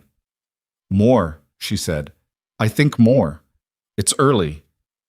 Early is fine, her father said. Early means there's still time to find out. March came to Chicago the way it always did, reluctantly, in fits, with days of almost warmth followed by hard freezes that reminded you the city gave nothing easily. Evelyn hired the cutter, a young woman named Priya who was fast and precise and had a good eye for grain, and the shop expanded its hours. The Reyes commission completed and was delivered, and Marcus Reyes wore the first suit to a board meeting and sent a photograph and a note that said simply, exactly right, which was the best feedback she had ever received. The theater company signed a 2-year contract. Helena Marsh sent a portfolio request, followed by an appointment that resulted in evening wear commissions for 3 foundation board members. The shop was not rescued. It was not transformed overnight into something it hadn't been. It was still the same cold in winter, cramped, imperfectly lit space above a street in Logan Square where the foot traffic was unpredictable and the parking was a problem. But it was full. It was consistently, credibly full in the way that came from work and not from anyone's arrangement. And Evelyn knew the difference, and the difference mattered to her more than the fullness. Damien was there on Tuesdays and Thursdays, usually in the evenings. He had stopped pretending to need repairs. He brought food sometimes, from a Thai place 3 blocks away that he'd found by asking Ramirez, who apparently had opinions about Thai food, and they ate at the cutting table and talked about things that were not always the architecture of his world or the development of her business. He had started asking about the work itself, about what made a well-constructed garment different from a fast one, about the decisions that happened at the cutting stage that couldn't be corrected later, about grain and drape and the specific vocabulary of someone who made things with their hands. She discovered that he actually wanted to know, that the questions were not performance or social lubricant, but genuine curiosity, the kind that came from a mind that found systems interesting regardless of the category they occupied. She discovered, teaching him, that she had never been asked these questions by someone who listened to the answers, and that being listened to in this specific way was something she had not known she was missing. He was late once, on a Thursday in mid-February, and called to tell her so. Just called directly, without a relay through Clara, to say the meeting was running over and he'd be an hour behind. It was such a small thing. She thought about it afterward, the smallness of it, the fact that it was the kind of thing people who were trying to be considered did, automatically, without calculation. She had asked him once whether the 60 seconds helped. He had looked at her for a moment. It helps me identify the impulse, he said. Whether I act on the impulse or not is still a work in progress. That's honest. I told you I would be. You also told me you'd fail sometimes. Yes. A pause. Have I? She thought about it carefully, which he waited for, which was itself a kind of answer. Not since the gala, she said, but I think that's partly because nothing has tested it since the gala. Probably, he said. So we wait for the test. So we wait for the test, he agreed. They had waited, and the test had come in smaller forms. Decisions about the business where he'd had opinions and offered them and stopped there. Where she'd taken what was useful and set aside what wasn't, and he'd let her. Moments where she could see him catch something and hold it and redirect. 60 seconds, internalized, becoming something that operated below the surface. Not fixed. She was not going to use that word, but changing. And change, in her experience, was the most honest thing a person could offer. It was a Sunday in late March when she finally understood something she'd been carrying without a name for 6 months. She had gone to her father's apartment for the first time since he'd started the new job. The first time she'd been inside the apartment he'd been renting for 2 years. A clean 3-room place in a building he actually liked. He'd made the specific meal he always made when she came, a long simmered thing with rice that he'd learned from her mother and had never stopped making, that smelled like every significant Sunday of her childhood. They'd eaten at his kitchen table and talked, and she'd helped him wash the dishes afterward, both of them at the sink the way they'd always been. Her drying, him washing, without discussing the arrangement. Walking home through the cold that was finally, grudgingly, beginning to soften, she had thought about the shape of the last 6 months, about the winter crest and the dress and the alley and the folder on the desk, and everything that had moved and shifted and been broken and repaired and broken differently and slowly, imperfectly, held together in new configurations. She had spent 30 years building a life organized around not needing anything from anyone, around managing the cost of existence so precisely that she never ran a deficit, around making herself small enough, careful enough, invisible enough that no one could use her need against her. And then a man had seen her in an alley in September, and the whole structure had been tested in a way she hadn't anticipated because the test wasn't an attack. She knew how to handle attacks. She'd been handling them since she was 8 years old and learned what Vanessa's warmth cost. The test was someone deciding she mattered when she hadn't asked them to, and the mattering changing the map of everything she'd drawn. She had thought the danger was losing herself in the mattering, and becoming something defined by someone else's attention. She understood now, walking home on a late March Sunday with her hands in her pockets and the air carrying the first ambiguous warmth of a season that hadn't quite committed, that she had it backwards. She had not become less herself. She had become more visible to herself. Because Damien Viscari had looked at her without the filter she'd trained every other person in her life to see through, had looked at her and not the managed version of her, and the looking had forced her, slowly, to look back, to see the woman who came back into the ballroom, who said we're even and meant it, who read the seam and knew it was cut, who sat across from Gerard Holt in the east end of the Castellan and said, "You have one day," without her voice shaking, who paid the $6,000 and told her father to let her. She had been building that woman for 30 years and had not quite known she was doing it. She stopped on the sidewalk half a block from the shop and stood still for a moment in the late afternoon light, the city moving around her with its ordinary Sunday pace, a woman with a dog going past, a kid on a bike, a car with music she couldn't identify coming from the open window. She stood in the middle of it and felt the specific quality of her own life, the texture of it, the weight and the color and the noise of it, and she did not evaluate or calculate or measure the cost of anything. She just stood there. It was the first time in 30 years she had done that.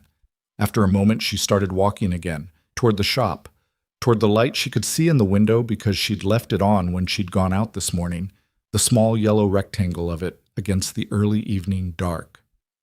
He was there when she came in. Not in the shop. He had a key now, which they had discussed carefully and agreed on specific terms about, and he was in the kitchen upstairs, which was where she found him when she climbed the stairs. He had clearly been there for a while, long enough to have made some determination about what was in her refrigerator, and decided, apparently, that the answer was insufficient, because there was a bag on the counter from the market 2 streets over, and a pan on the stove with something in it that smelled like actual food rather than the toast she usually managed on Sunday evenings. He looked up when she came through the door. He was not in his coat. His coat was on the chair, jacket too, sleeves rolled back, which was a version of him she'd seen a few times and still registered as slightly surprising. The difference between the man in the ballroom and the man at her kitchen stove.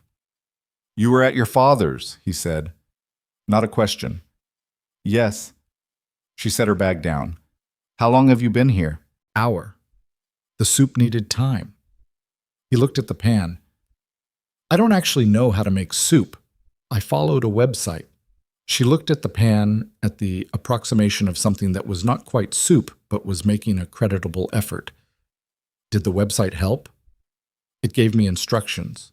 Whether I followed them correctly is unclear. She came and stood beside him at the stove and looked at the soup. It was not wrong, exactly. It was the product of someone who understood the concept of soup, but had not made it enough times to have developed a feel for it. She picked up the wooden spoon he'd left on the rest and stirred it once and tasted it. "It needs salt," she said. "I thought it might." She reached past him for the salt and added some and stirred it again and tasted again.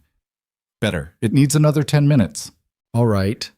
She put the spoon down and stood at the stove with him in the small kitchen with the window going dark at the end of the day, and the smell of the soup, and the particular domestic normalcy of a Sunday evening that she had not, she realized, allowed herself to have in a very long time. "How's your father?" he asked. "Good. He's good." She turned to lean against the counter so she was facing the kitchen rather than the stove. "He asked about you." "What did you tell him?" "That we're figuring out if it's workable." She met his eyes. He thought that was a reasonable answer. Damien looked at her. His face in the kitchen light was different than his face in the office. Different than the face in the ballroom, or at the cutting table, or in any of the places where he was wearing the version of himself that the world expected. In the kitchen, in the ordinary evening light, he looked like what he was. A man in his 40s who had carried significant weight for a long time and had set enough of it down recently that the difference was visible in the line of his shoulders. "Is it?" he said. "Workable." She thought about the 60 seconds, about the folder on the desk and the honest version of "I was managing you and I was wrong," about the Tuesday evenings and the Thai food, and the questions about grain and drape, about the phone call that said, "I'm going to be an hour late," in the way of someone who'd decided that small considerations were worth making, about the soup, imperfect and made from a website, sitting on her stove on a Sunday evening. "Yes," she said. "I think so." He held her gaze for a moment. "You think or you know?" "I know." She paused. "I just said think because I'm still getting used to saying things I know." Something crossed his face. Not the near smile that she'd catalogued early in the winter, but the real version, the one she'd seen maybe 4 times, that made him look younger and less constructed and entirely himself. "I'm familiar with that problem," he said. "I know you are." She turned back to the stove and stirred the soup again, and it was ready, or ready enough, and she got 2 bowls from the cabinet, and he carried them to the table, and she brought the pot, and they sat down across from each other at the kitchen table, the way 2 people sat when they had stopped performing anything for each other and were simply there. The soup was imperfect. The salt helped but couldn't compensate for a heavier hand needed on the aromatics, and the vegetables were a few minutes past where they should have been, and she ate it all and it tasted like a Sunday evening in her kitchen with the window gone fully dark now and the city quiet outside. "Next time I'll make it," she said. "I'll watch how it's done. It's not complicated." "Most things aren't," he said. "When you know what you're doing." She looked at him across the table, at the broken jaw and the still eyes, and the man who had been trying, with varying degrees of success, to be better than his own architecture for 6 months. At the specific quality of his attention, which had not diminished, which was, she thought, one of the things she trusted most about him, that his attention did not diminish, that he did not become less interested as the newness wore off, that he was present in the room she was actually in, and not a room he was imagining. "Damien," she said. "Yes. I'm not going to be easy. I know. I'm going to push back on things. I'm going to tell you when you're wrong. I'm going to need you to—" "Evelyn." His voice was quiet. "I know." She held his gaze. "I just want to make sure you know what you're getting." He looked at her steadily. "I know what I'm getting," he said. "I've known since the alley. I just needed to get to where I was willing to say it out loud." She sat with that. With the specific weight of it, the honesty in it, the admission underneath it of a man who had known something for 6 months and had been working, slowly and imperfectly, toward the willingness to say it. "Okay," she said. "Okay?" "I said okay." She picked up her spoon. "Eat your soup." He ate his soup. She ate hers. Outside the window, the city continued its Sunday evening, indifferent and enormous and entirely unconcerned with what 2 people were building at a kitchen table in Logan Square, which was exactly as it should be, because what they were building was not for the city, was not for the Castellan Hotel, or the Wintercrest Gala, or the Corridor properties, or any of the things that had brought them to this table. It was for themselves, which was the only reason anything built to last ever got built. The shop opened Monday morning at 9, as it always did, and Priya came in at 9:15, and they worked through the morning on the new commissions, the room full of the ordinary sounds of work, the machine, the iron, the quiet talk of 2 people who understood each other's process. At lunch, Evelyn made tea and sat at the cutting table and looked at the dress form in the corner, which held today a half-finished commission in a deep burgundy wool that would become an overcoat for a woman who had commissioned it for her 30th wedding anniversary trip to New York. She pinned the collar stand at the precise angle she'd marked from the fitting and stepped back and looked at it. It was right. Not because she'd gotten lucky, but because she'd measured it 3 times and trusted the measurement and cut accordingly. She picked up the iron. She pressed the seam flat.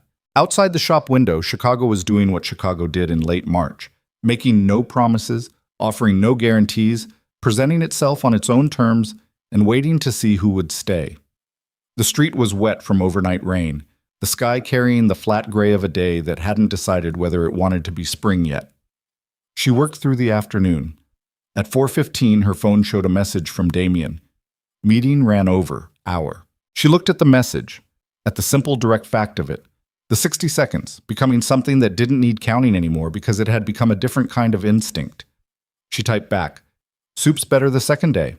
3 dots. Then, "I'll bring bread."